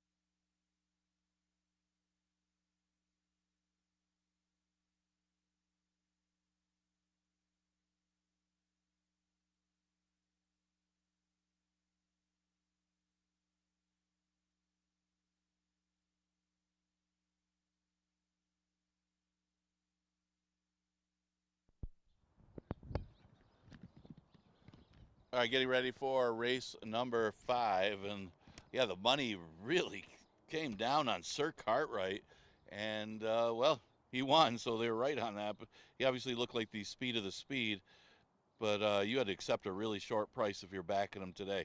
Andre Worry for Jeremiah Engelhardt. We go to the 5th, and we start the late pick 4 with this race, and relatively wide open betting race. It seems to be anyway. We scratched the 8, Dorothy's Happiness, and yeah, really no standouts here. I actually liked both of the Tim Murphy horses. Yeah, Samurai Legacy. Well, you look at who Samurai Legacy has been tangling with since arriving back at Finger Lakes. Tried an allowance race against Play and Puckish. Those two horses were pretty classy in the allowance conditions last year. Then he tried a starter, but ran into East Coast Girl. East Coast Girl went 104 and change. Where are you going there, trying to chase that horse? Last time, yeah, he finally dropped to 5, and he ended up chasing a 21. So he's really been in some tough races. They came home in 104 that day. Look at Super ran his eyeballs out. He's at age 10, but he does look like the speed of the race. And let's face it, it's probably the easiest field he's faced since arriving back to Finger Lakes. So give him a chance today. He's right now at 9-2. The other Murphy trainee is the one Paint the Line. It's the other one that's got some tactical speed. Probably not quite as fast as Samurai Legacy, but if you look at the race overall, it's almost like these two Murphy horses could control the pace. It's only 5 furlongs and not a lot of speed in the race. And he put 2 wins together in the lifetime conditions last year before running 3rd in the mud against the beaten 5s. So, but he's always right there, and he's got the rail post and should be a big factor. And he's a pretty decent price at 4-1. The current favorite on the board is the 2 Invaluable Will. Like Samurai Legacy, he's an old timer. He's at age 10. Still runs pretty well fresh. Last year he won off the layoff, but it was a race that just nobody went to the front end. You would have thought Max Foster would have went out there in 23, but that horse decided to rate, and it really was the advantage of Invaluable Will taking over from a pace standpoint and winning. But it was a good race. He ran under a minute, just didn't win the rest of the year. So maybe that's a positive sign for this race, that this horse will run good enough fresh that he's going to be a major factor in race number 5. He's getting a lot of support considering the layoff right now at age 10, but at odds of 5-2. Horse that's probably going to be way out of it early is the 6 Henry III. But overall, I think this horse is better than these. It's just a matter of the distance. It's kind of like the Ferraro trainee in the last race, the 2 Sweet Tone. If the race is longer, like 7 furlongs, Sweet Tone wins. At 5 furlongs, he's not catching Jeremiah Engelhardt's horse. Well, that might be the case for a horse like Henry III. He's more of a deep closer in a route. This is a sprint, so he's really going to have them back up to him. He's got the numbers to win, but at the short distance, there's a big question. He's getting a little bit of action at odds of 6-1, maybe more of an underneath type because of the distance. That's some of the contenders for the 5th. Remember, this starts the late pick 4. Exactitry Super and Daily Double also offered. We scratched the 8, Dorothy's Happiness.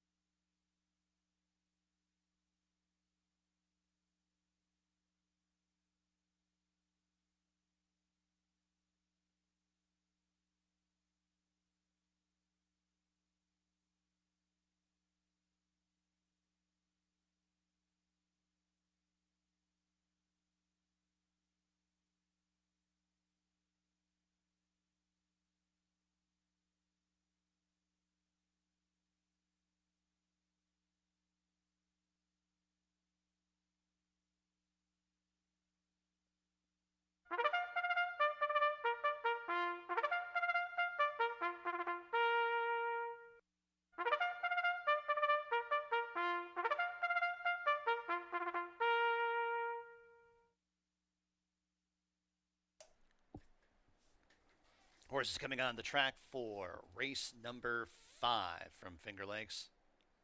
Scratch the 8. Here's number 1, Paint the Line, and Emmanuel de Diego. Number 2, Invaluable Will, Joel Cruz. Number 3, Samurai Legacy, and Chris Russell. Number 4, Retail Man, Jackie Davis. Number 5, Ironman Ira, Oscar Gomez.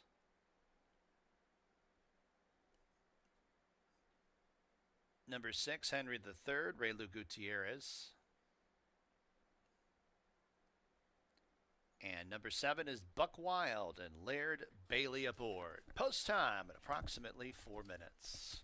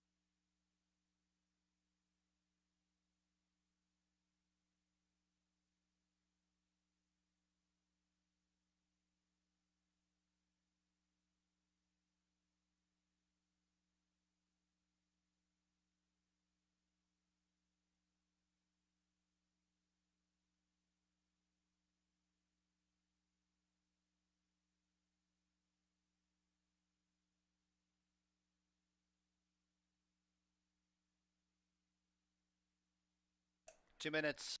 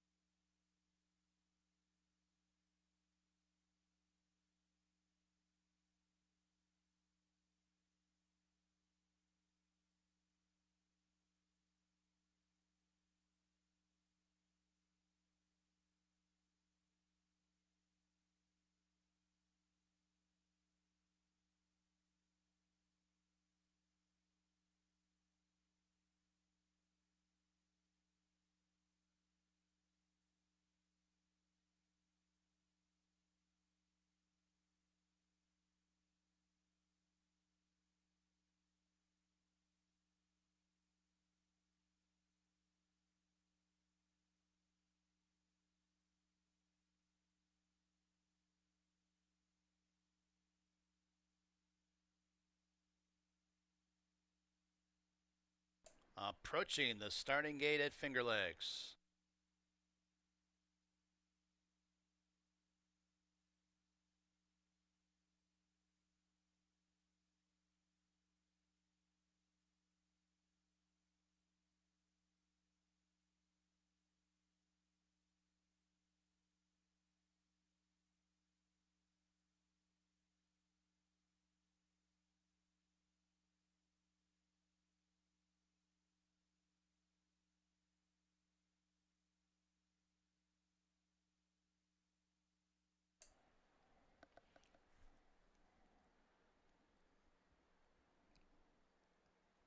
And the horses have arrived at the starting gate, race number 5 from Finger Lakes. Field of 7 to kick off Elite 50-cent pick 4.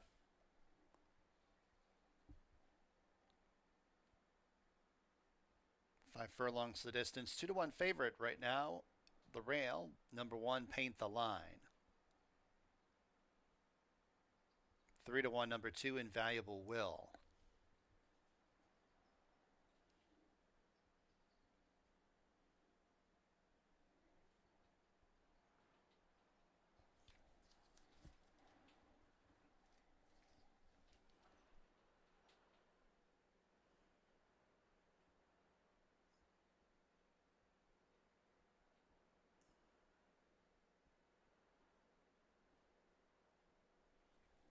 Iron Man Ira,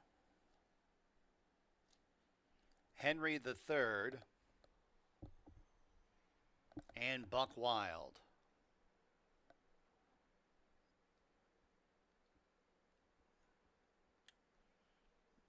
They're all on the gate. And they're off.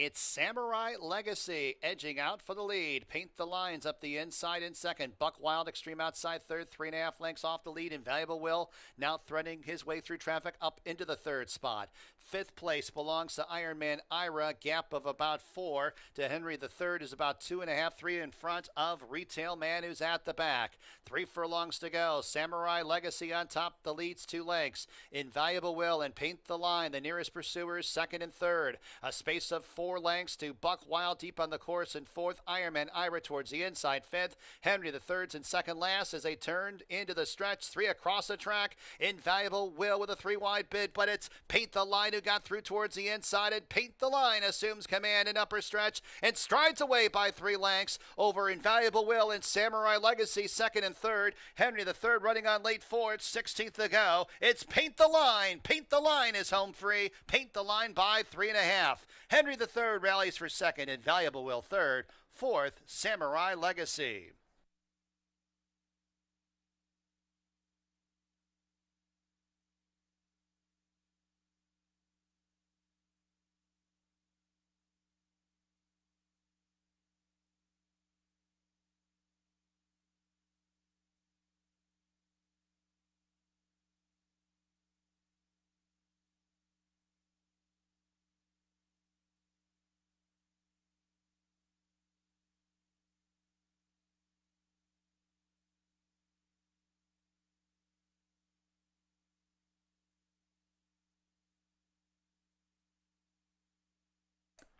One, 6, 2, 3. Number 1, Paint the Line first. 5 furlongs, 59.67.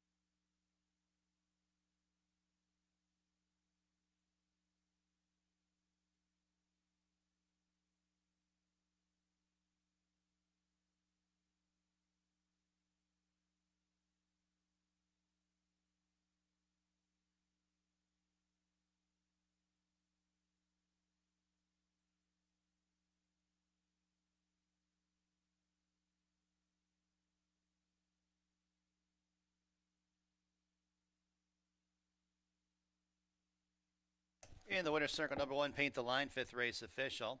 New York bred, 5-year-old Duck Run Gelding by Firing Line out of Finger Painter. Tim Murphy, owner-trainer. Emmanuel De Diego, the winning jockey. Murphy and Richard Swim, bred, Paint the Line. $7.56, the winning mutual. Double, $11.26. Exacta, $61.24. Trifecta, $55.62. Dime Super, $42.35. Pick 3, $54.93. Pick 5, $821.53. 6 race Finger Lakes. Scratch the 7. The 4 is 1 over.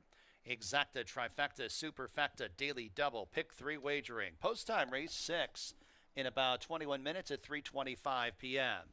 Want to let everyone know that next week they'll be racing here at Finger Lakes Monday and Tuesday. Wednesday is going to be determined tomorrow, but cards already have been drawn up for live racing here at Finger Lakes next Monday and Tuesday.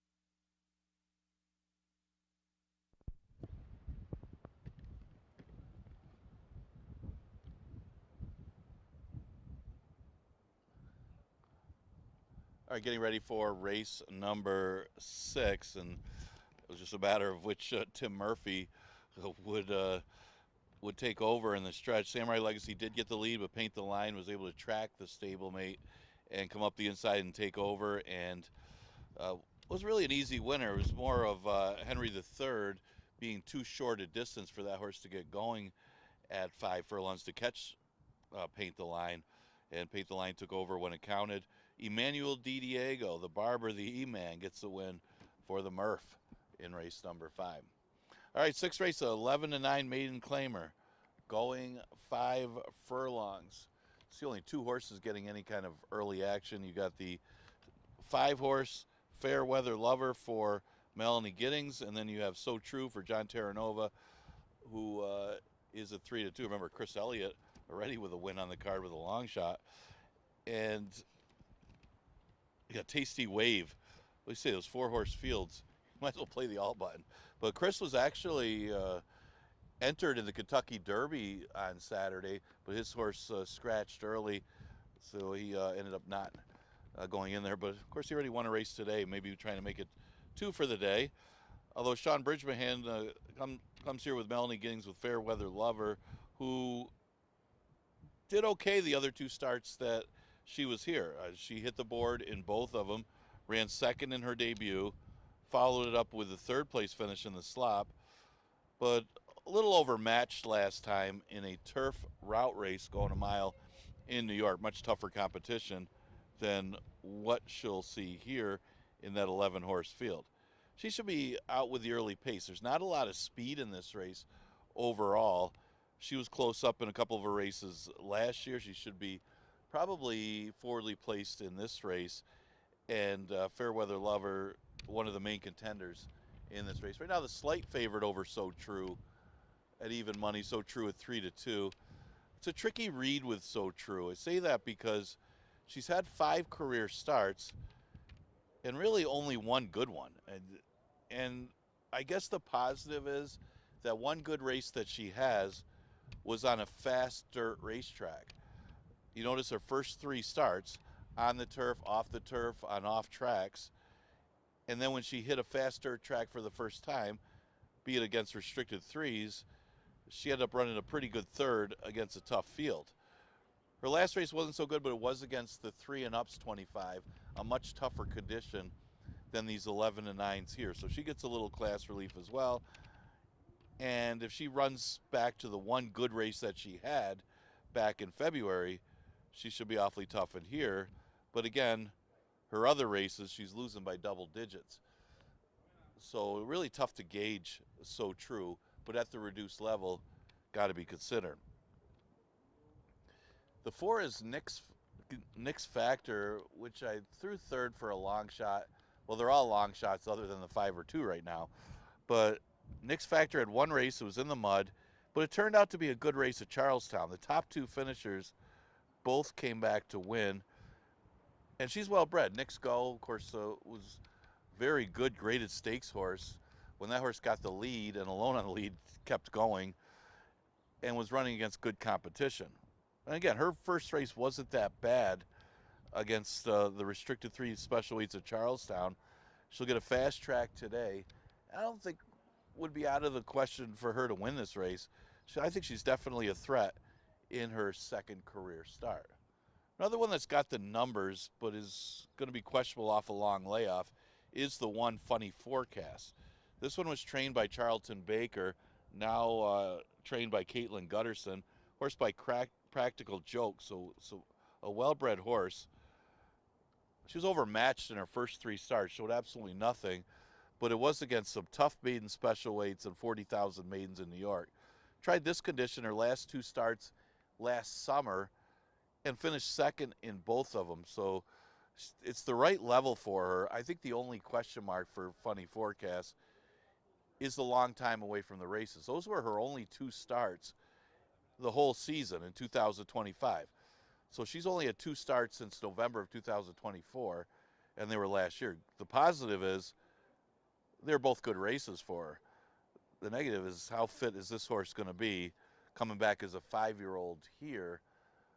She draws the rail and has the credentials, but that layoff is the concern. So those are a few of the players for race number 6. We'll start the late pick 3, Exactitry Super Daily Double, also available. Again, we scratched the 7, Gallipoli Girl.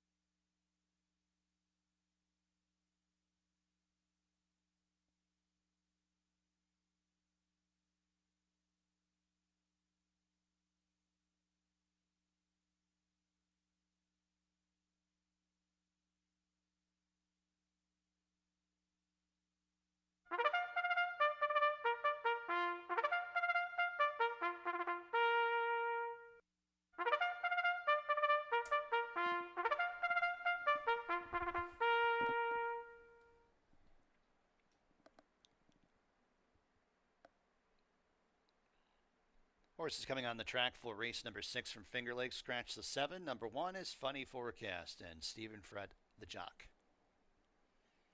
Number 2, So True, Chris Elliott in the irons. Number 3 is Valamo, Joel Cruz. Number 4, Nick's Factor, Kaber Koa, the rider. Number 5, Fair Weather Lover and Sean Bridgemahan in the ride.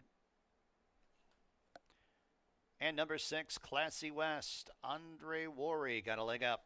Post time in a few minutes.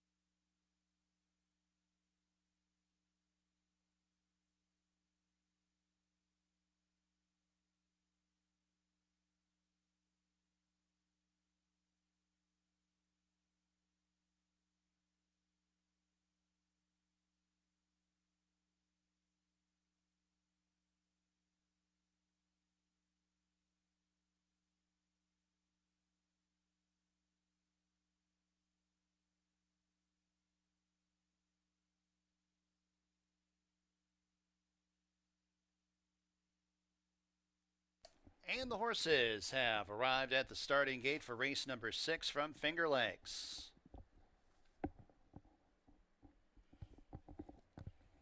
Got a field of 6 fillies and mares to go 5 furlongs. Even money on number 5, Fair Weather Lover.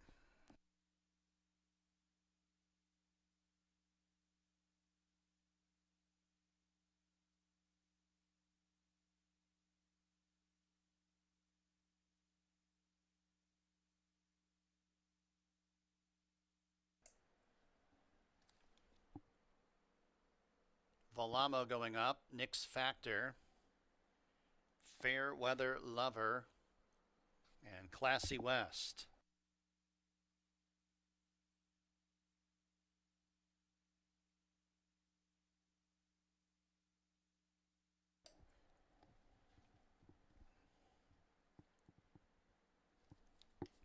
Classy West to the outside.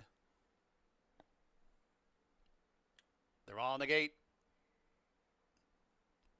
And they're off. Great start for Classy West, who opens up by a couple lengths and 50 yards. It's Funny Forecast, the nearest pursuer in second to the inside of Nix Factor, tracks in third. 2 more lengths to Fair Weather Lover, mid-pack in fourth, a space of 5 lengths to Volamos to the outside of So True, is at the tail of the field. Classy West into the turn, has a lead by about 3 over Nix Factor, stalking in second as It's Funny Forecast towards the inside in third. Fair Weather Lover outside fourth, no up into a joint third, but still 5 lengths off the lead. A gap of 5 lengths back to Volamo, who's in second last, and So True trails the field as they reach the top of the stretch, and Classy West comes off the turn, leading by 7 lengths. The gray Nix Factor is in second. Fair Weather Lover is outside of her in third, and Funny Forecast fourth. 16th to go. It's all Classy West. Classy West took an immediate lead out of the starting gate and rolled all the way on the front end to win by a comfortable distance. Nix Factor comes back for second. Fair Weather Lover third. Fourth, Volamo.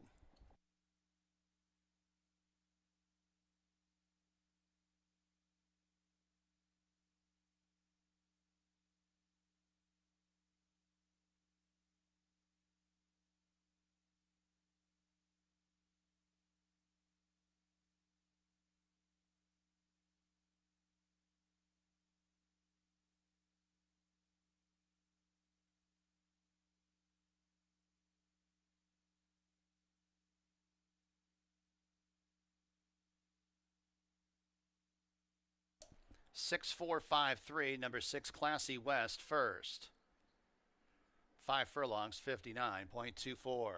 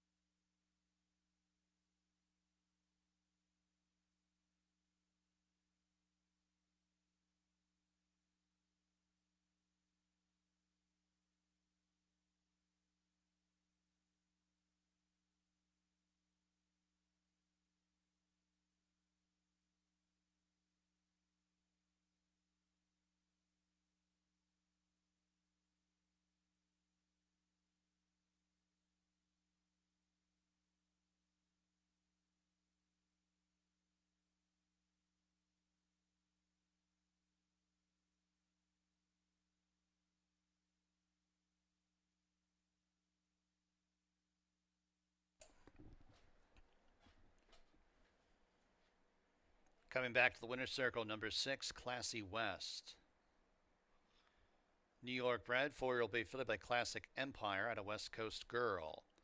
My Purple Haze Stables owns. Chris Engelhart trains. Andre Worry with a riding double today. 3C Stables bred Classy West. $7.34 the winning mutual on Classy West. Double $40. 66 cents. Exacta $89.96. Trifecta $76.90. Super $43.95. Pick 404, $322.50. Seventh race, Finger Lakes, puts Sofia Vives on number 3, Garofali. Exacta, trifecta, superfecta. Late daily double wagering, post time in 20.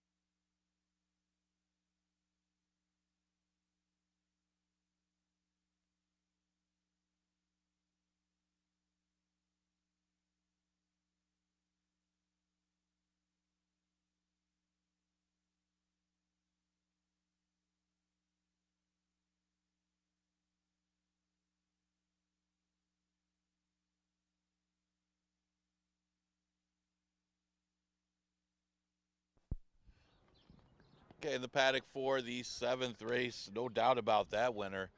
That race was over early. Class C West shot out to the front, beat the gate, beat them all to the punch, and with that much of an easy lead, she dominated. Probably ran the best race of her career as well. Sometimes a fresh horse is a good horse. Andre Worry for trainer Chris Engelhart, dominant in race number 6. 7th race, an allowance race going 5 furlongs. Exacta Tri Super and Daily Double offered in here. Tricky race. I mean, it's a good allowance race. You got some of the better horses for this level. Kind of like a George Barker preview race. Remember, the Barker takes place on Memorial Day, our first stakes race of the season. Maybe see a couple of these horses in that race. So let's start with the 3. Garofoli, taking a lot of early play here. Has been running against some tough customers in Canada and is just won a stakes race at Fort Erie back in June of last year.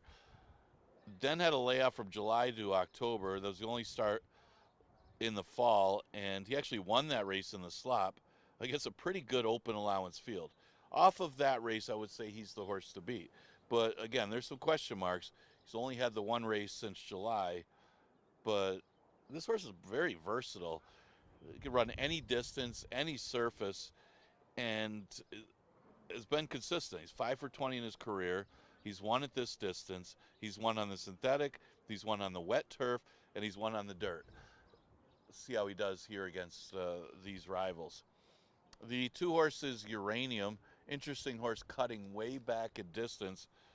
And, of course, I would say no go when you see that kind of a cutback. But this Kentucky bred has 2 wins at the 5 furlong distance in his past. Granted, he doesn't show a lot of any sprint speed, but he picks up Alex Gonzalez, who will be a new jockey in our jockey colony this year, coming up here from Florida. And seems like he's got a live one here if this horse could stay within range at this short distance. Certainly has the numbers to be competitive. The one is Squire Creek's got early speed from the inside. Maybe not as fast as Ladies Golden Guy if Ladies Golden Guy comes out sharp. But being on the rail with his tactical speed at 5 furlongs and running against the type of competition that he's run against, you got to consider him. Now, he's a little inconsistent. Every other race was good last year. Had a good second behind Scoot Daddy, who was very sharp in the fall. I think this is a good price on this horse at 11-1. The 6 horse, again, Ladies Golden Guy. Well, one thing to say about Ladies Golden Guy, these type of races early in the spring, he's run well in the past. Even look at last year, off of the break going 5 furlongs, just dusted him. I mean, he just shot out to the front end, and when he gets the lead, he doesn't come back. It seems like his first start of the year is usually good. So maybe we'll see a repeat of that performance that he had last May. He certainly has run well fresh. Problem is, he didn't win again the rest of the year. He did run second behind Tacony Road in the George Barker, and guess what? He ended up with a victory because of a later disqualification of Tacony Road. So he made his money by running good in the spring. See if he comes out running here. He's a good price. Big price on the board considering at odds of 9-1. Exacta Tri Super and Daily Double offered in our feature race of the day, which happens in just a few minutes. They're going on the track.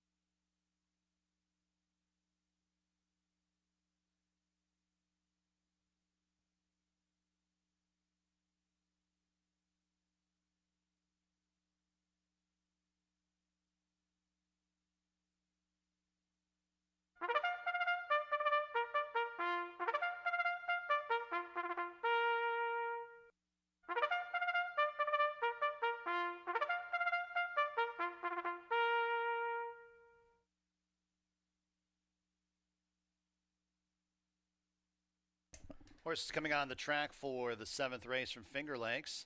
Number 1 is Squire Creek, Cabercoa, the rider. Number 2 is Uranium and Alex Gonzalez.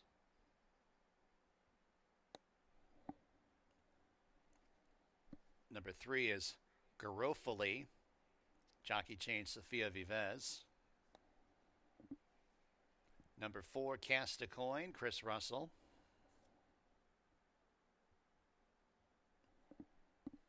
Number 5 is Mayhem in the Palace and Kevin Navarro.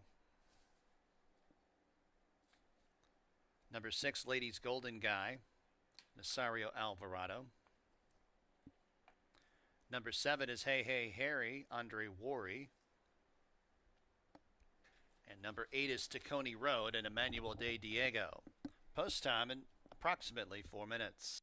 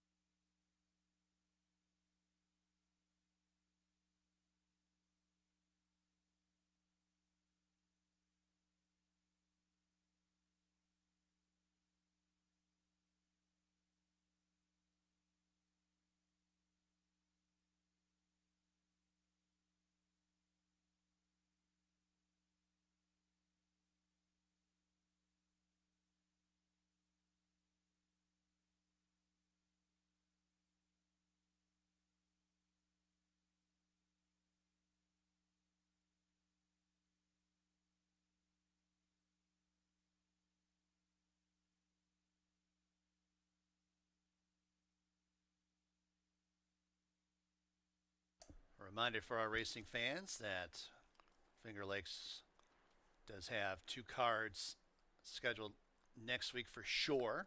Monday and Tuesday already have been carded. We'll see about Wednesday for next week. But Monday and Tuesday is a go next week here at Finger Lakes.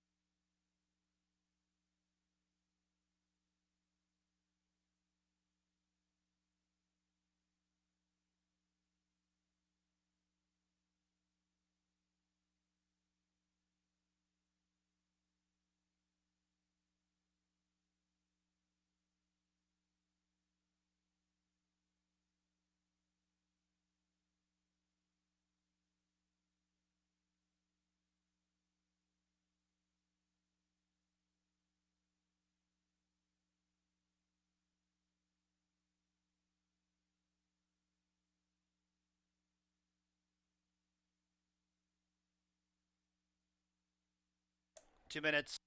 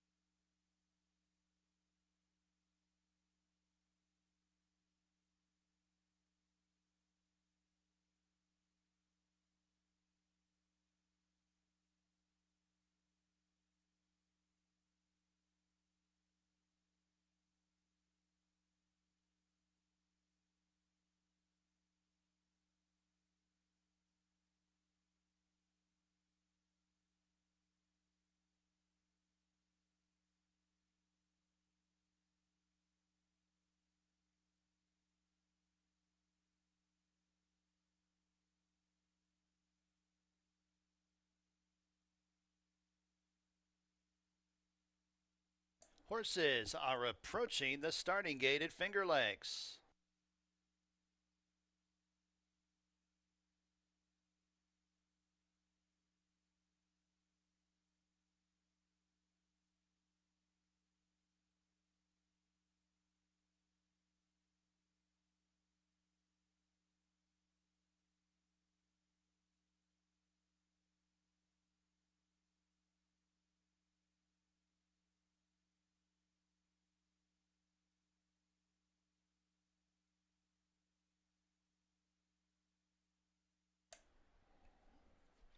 And the horses have arrived at the gate, race number 7 from Finger Lakes.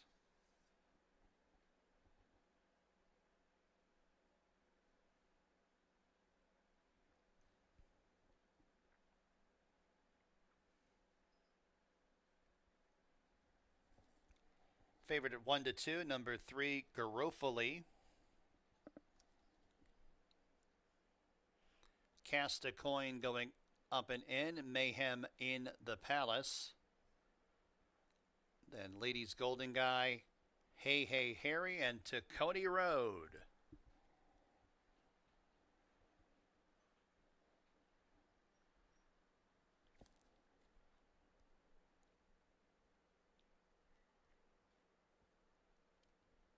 Two out. To Murphy horses, Hey Hey Harry, orange cap, purple blinkers. And Tacony Road, pink cap, yellow blinkers to the outside. They're all in the gates. And they're off. Great start, Garofoli, who sends out for the lead. Squire Creek, though, has inside position and a lot of early speed and claims that lead. Ladies Golden Guy emerges in third. Cast a Coins in fourth, 6 lengths off the lead. A half length to Tacony Road. Then it's Hey Hey Harry towards the inside in 6. A gap of about 6 lengths back to Uranium, who's to the inside of Mayhem in the Palace at the tail of the field and about 14 lengths off the lead. On the turn, it's Squire Creek. Garofoli comes to tackle outside in second. Ladies Golden Guy nudged upon in third, 3.5 lengths off the lead. Then a gap of about 6 lengths back to Hey Hey Harry fourth. Cast a Coins in fifth. Tacony Road wide in sixth as they turn into the stretch. Garofoli is stuck the black blinkers in front of Squire Creek in upper stretch. Ladies Golden Guy races in third. They run to the 16th pole. It's Garofoli trying to get away from Squire Creek in deep stretch. Garofoli and Squire Creek. It's Garofoli. The Canadian Invader wins over Squire Creek. Ladies Golden Guy third, fourth, Tacony Road.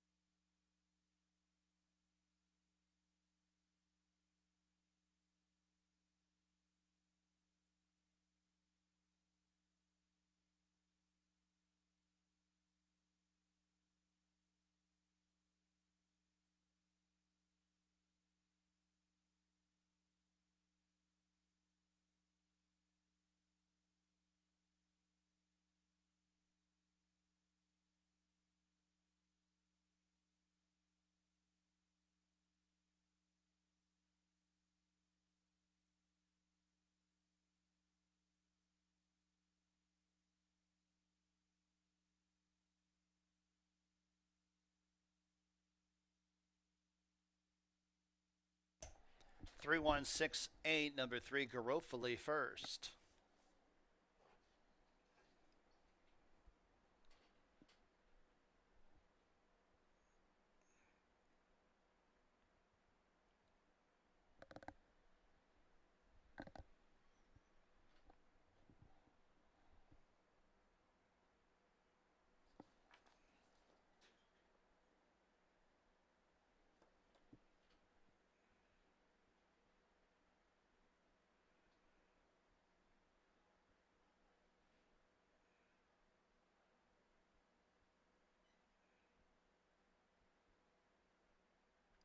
Seventh race official, $3.12 the winning mutual. Dime Super, $20.71. Double, $16.22. Exacta, $11.32. Trifecta, $16.04.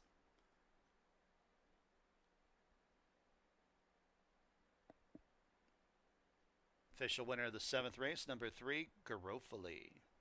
Ontario bred, 5-year-old duck run gunning by Super Speedy out of Sky Mother Earth. Icon Racing owns. Anthony Adamo trains. Sofia Vives picked up the winning ride.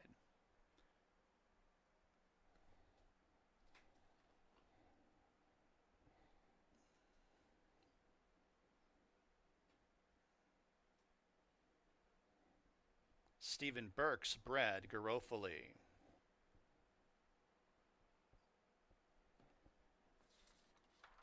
Eighth and final, Finger Lakes, scratch number 1, Aram Carliani. Exacta trifecta, superfecta wagering. Post time for the eighth and final from Finger Lakes in 22 minutes at 4:25 p.m.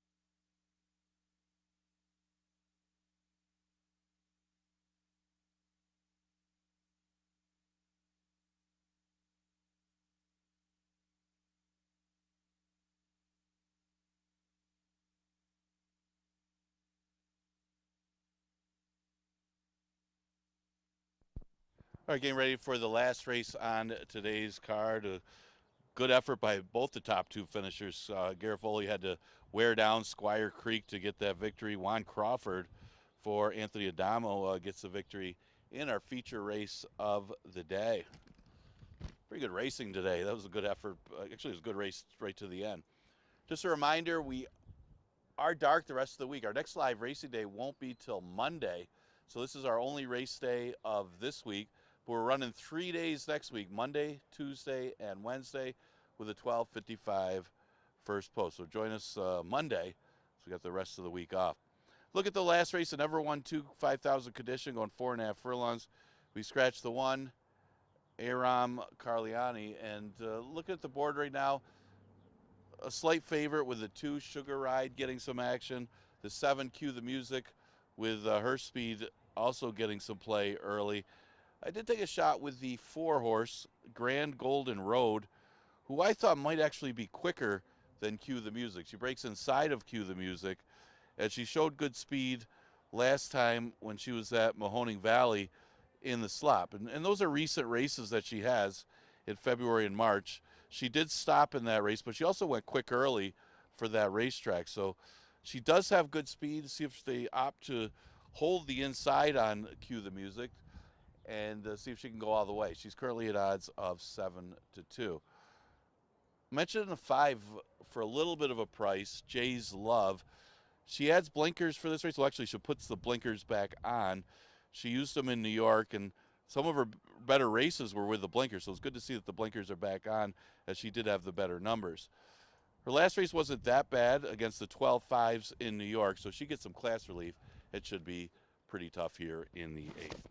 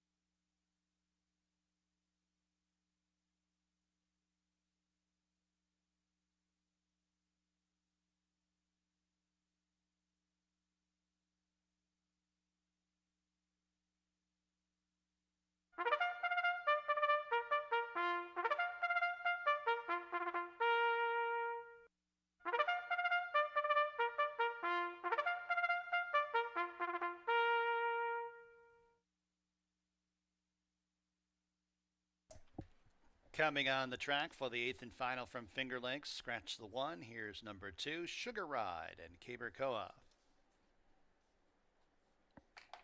Number 3, Esther's Salad and Luis Perez. Number 4, Grand Golden Road and Andre Worry. Number 5, Jay's Love and Nasario Alvarado. Number 6, Stella Brown, Juan Diaz. Number 7, Cue the Music, Oscar Gomez. And number 8 is Out of the Cloud and Jackie Davis. Post time in about 4 minutes.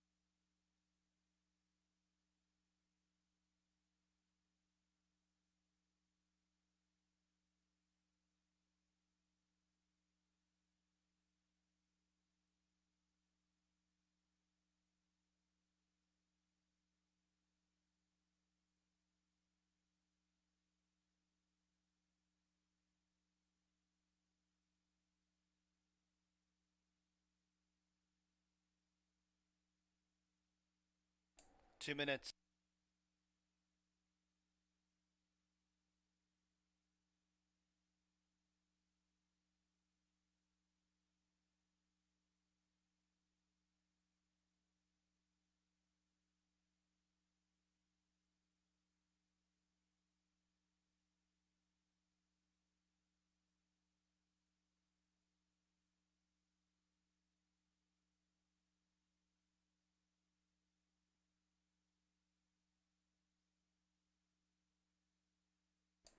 Approach the gate.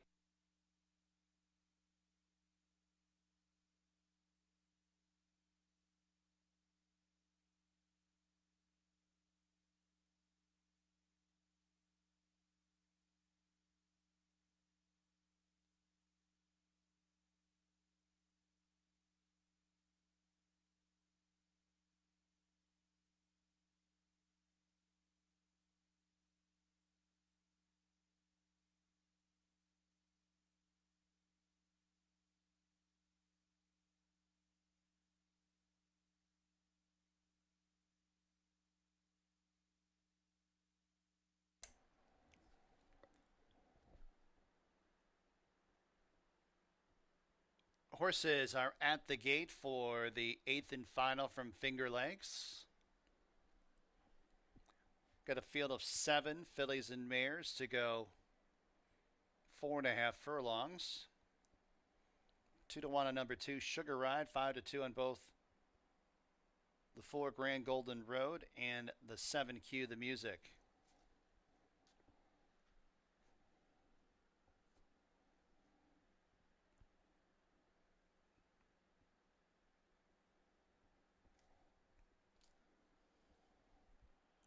Jay's Love goes in. Stella Brown. Cue the Music, and Out of the Cloud.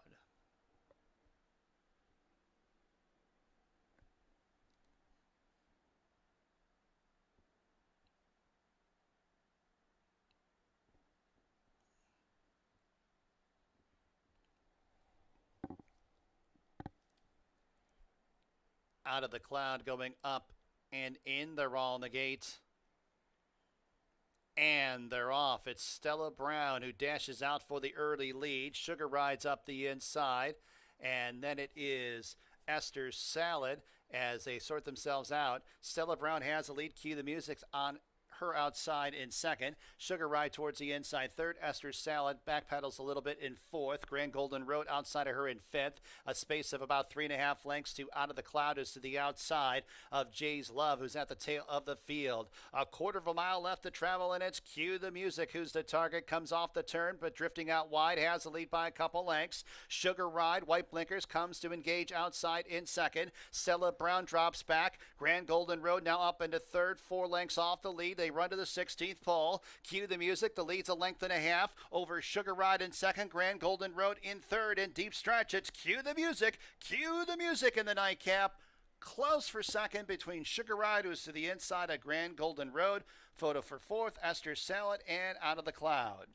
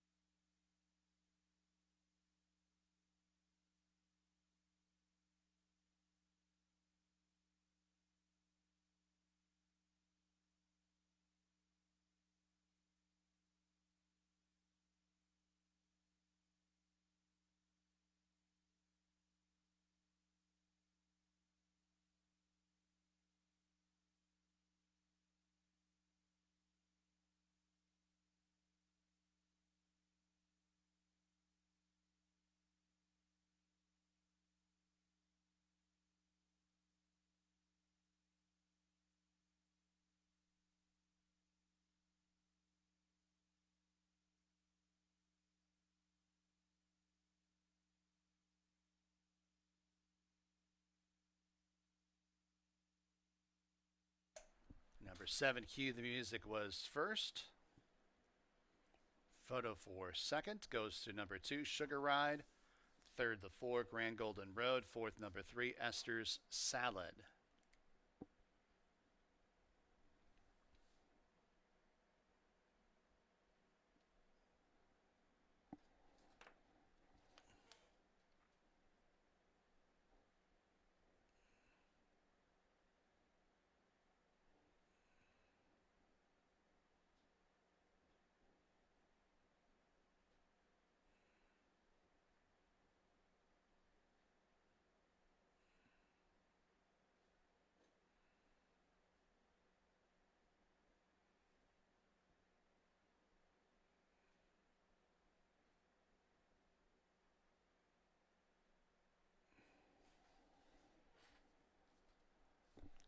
Back to the winner's circle, number 7. Cue the music. New York bred. 4-year-old dark brown filly by Tapinger out of Lyrical Tale. Mary Legs Farm owns. Ronald Breed Jr. trains. Oscar Gomez, the winning jockey. Mary Legs Farm North bred. Cue the music.